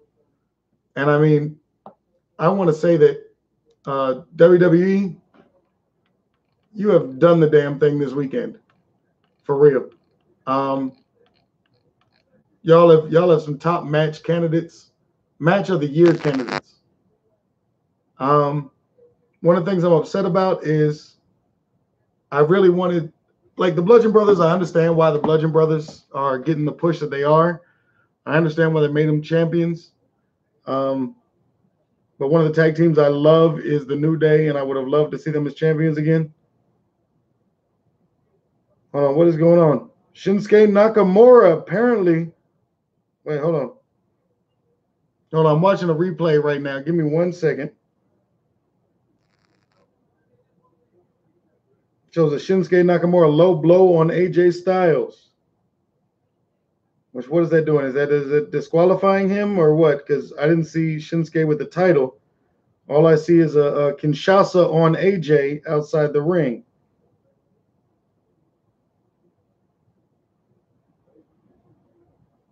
So Shinsuke doesn't have the title on him, so I'm assuming AJ won via disqualification.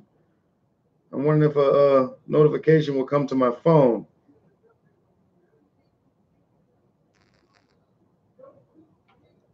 So it's 11-16. In other words, short on matches yet to come.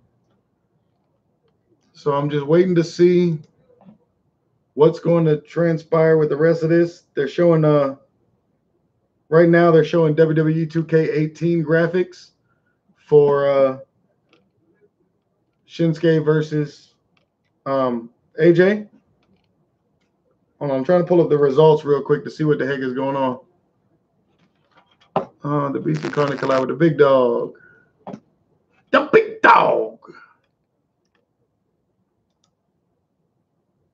Oh yeah, I'm looking forward to that battle royal that they're going to have in Saudi Arabia as well. That Saudi Arabia battle royal is going to be pretty sweet. WrestleMania results. There we go. Let's see what they're doing here.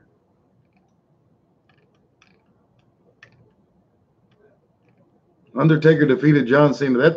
Undertaker defeated John Cena in certain fashion. He just basically whooped up on John Cena like he owed him some money. I'm not sure. I think a lot of people are not going to like it, but I was pretty impressed by the Kurt Angle, Ronda Rousey, Triple H, and Stephanie match. That one was pretty damn good. Jinder Mahal match, I didn't. Randy and Bobby, I didn't see the match yet. I'm gonna watch it later on. Charlotte and Asuka, that was a good freaking match. I think women's match of the year, that'll do. Seth Rollins against Miz and Finn Balor. I don't think they could have done that any better.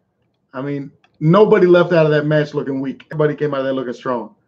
The WrestleMania Women's Battle Royal, Naomi won. Okay, whatever. Not sure what it's going to do for her, but that was not a well choreographed match at all.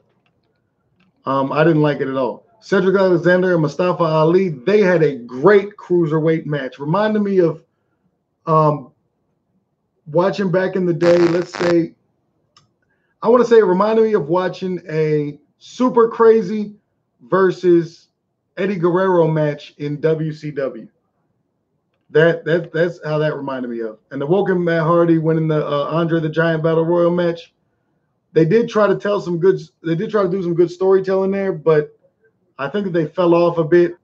But I am interested after it's all over to see what's going on with Bray Wyatt, see if he's woken or whatever. But yeah, that's where I stand with all these. Bludgeon Brothers basically just destroyed the Usos and the New Day. They made them look super fucking strong. Let me refresh this page so I can figure out if it was disqualification or what just happened there. And what just happened? Speaking of that, Adam Blampier. Brother, I know you've been through some shit. I'm hoping that eventually one day you return to YouTube. I forgot that, I saw on there today, I watched the video that you're not coming back, but I hope one day you do change your mind. It would make a lot of people very happy. A lot of us are still with you, even though you had some issues, but Adam Blampier, we still love you. I'm just putting it out there. Let me go back and check on this live stream. All right, live stream still good. Pete Easy, you are the man. Oh, now we have, I forgot we had another tag team match. We have the Bar versus, hold on, let me see if I can remember. The Bar versus, shit, I forgot who the Bar was facing. All right, I'll wait a second to figure out who it is. While that's going on, I'm going to fix me another goddamn shot, baby. I forgot to take the top off the liquor. Excuse me. Oh, the Bar versus Braun Strowman and mystery opponent. Let's see who Braun Strowman's mystery opponent is. It just popped in my head. Braun Strowman and his mystery opponent. Braun Strowman's mystery opponent will be. I'm going to turn it up so that y'all can kind of hear it a little bit. He won the Andre the Giant Memorial Battle Royal back in 2014. Oh, yeah, I forgot. Sheamus did win the Andre the Giant Battle Royal before. See how well that did for him. Braun Strowman, here he comes out right now. And here comes the monster among men. The monster among men, Braun Strowman. He's a big motherfucker, man.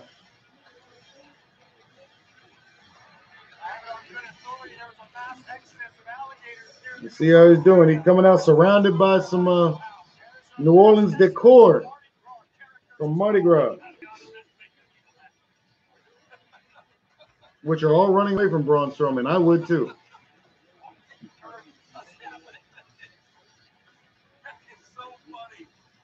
I'll tell you what, a great match. Hey, go back and watch it. Watch the NXT TakeOver match from last night.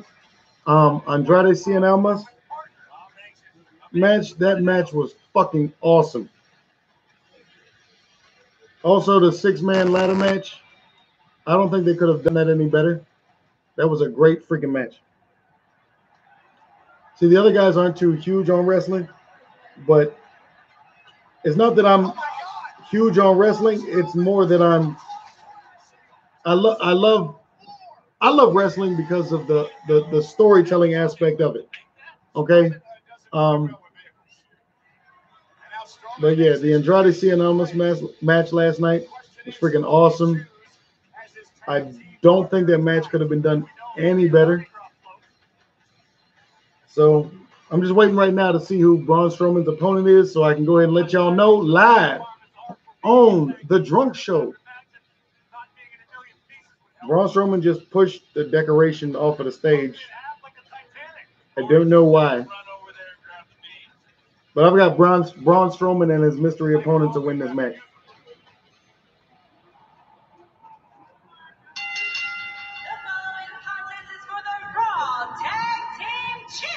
Sheamus and Cesaro are wondering who the damn mystery opponent is. They're the Raw Tag Team Champions, Sheamus and Cesaro. Let's see, I'm going to put this thing a little bit closer so that y'all can hear it.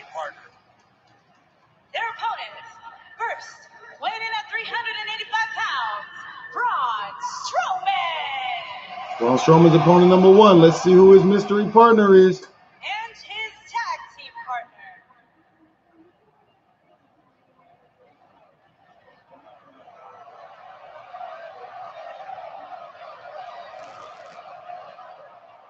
I'm guessing now the Big Show. I know every one of you want to know who my partner is.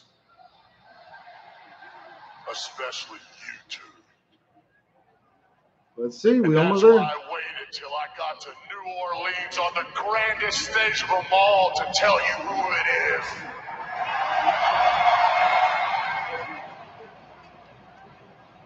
It is not one person in the back in the locker room. It's one of you. What, he's grabbing somebody out the crowd? Or it's one of you. Or it's one of you. Who wants to be my WrestleMania tag partner? You're talking about he gonna grab somebody out the audience. So they got a plant in the audience and they're just gonna grab a random. Let's see who it is. Volunteers right now. You gotta like your odds. Something serious? Do they understand they have to get in the ring? Do they? They do. Rob's not serious. It's a joke, right? It's gotta be. I think Braun Strowman's serious. Apparently, Braun's gonna grab somebody out the crowd to go pick as his mystery tag team opponent or mystery tag team partner.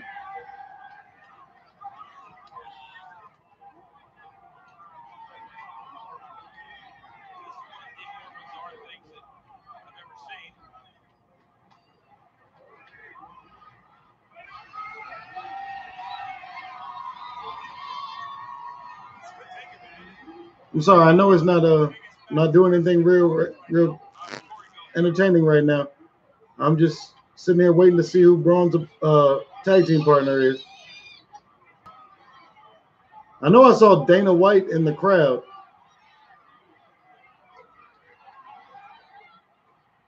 He's wandering around the floor of the Superdome looking for a tag team partner.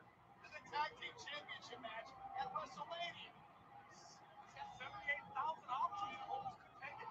If the bar is smart, they'll tell The number keeps going up every time they talk about how many people are in the arena tonight.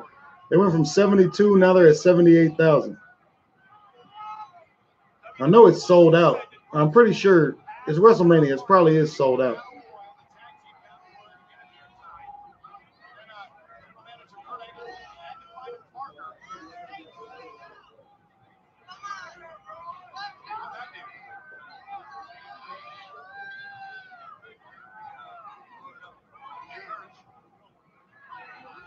that's a child. What? He done grabbed a kid from the audience. I want to say that's a little boy that he's got getting ready to be his tag team partner. This is the most ridiculous thing I've ever seen. How old's that kid? This is crazy. You got a kid can't no more than like 13. No, it's a little girl. It's not about making other kids feel good. You got access. You got an Little access. 10, 11-year-old girl he's got as his tag team partner. Ain't that some bullshit? I held the tag team title too, Coach. No one cares about who Cole undefeated at WrestleMania. It doesn't matter. Braun Strowman, this is undefeated. Double check the chat. All right, we are good. I can't believe we're witnessing this. This is a true WrestleMania moment. That poor kid could get hurt. I don't think Braun will allow that to happen for him. I don't think it's up to Braun. This is nuts. He's trying to figure out just how to get in the ring. Oh, yes, sir.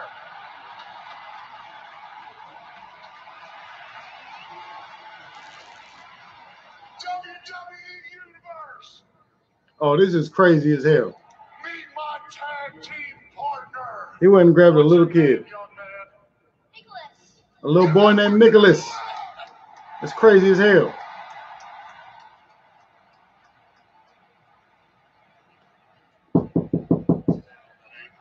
Out to the rest. You want to Sorry about that. We trying to shut this thing Yeah, it down. is just about that time. Hey, man, I just want to say. But look, hold on, sit down. All right, look. You met Boogaloo Jones. You already know who it is. You already man. know what it is. Crash, gang, gang. Crash, Peace out. gang, gang, peace out. But look, before we leave, you know we gotta do it. Hey, as I just told you, Braun Strowman's tag team partner for this thing is a little child. So we're gonna tell you this: fish, they don't fry in the kitchen. And beans don't burn on the grill. And we do not light without the fire. It took a whole lot of trying, Just to get up that hill. And once I got up, kill, kill, kill. but now we up in the big leagues. Getting our turn at bat. And guess what, baby? Now me and you ain't nothing wrong with that. Cause we're moving on up. All right. Now, no matter where you go, There you are. And there you will be. Redfish, one fish, two fish, bluefish, red fish, We red fish, drunk though. one fish, two fish, Bluefish, redfish. Knick-knack, paddywhack, get a dog a bone. Assalamu alaikum, and the Lakers almost won. What else we got? Oh, win if you can. Lose if you must. But always cheat. Because if you ain't cheating, You ain't winning. You ain't trying.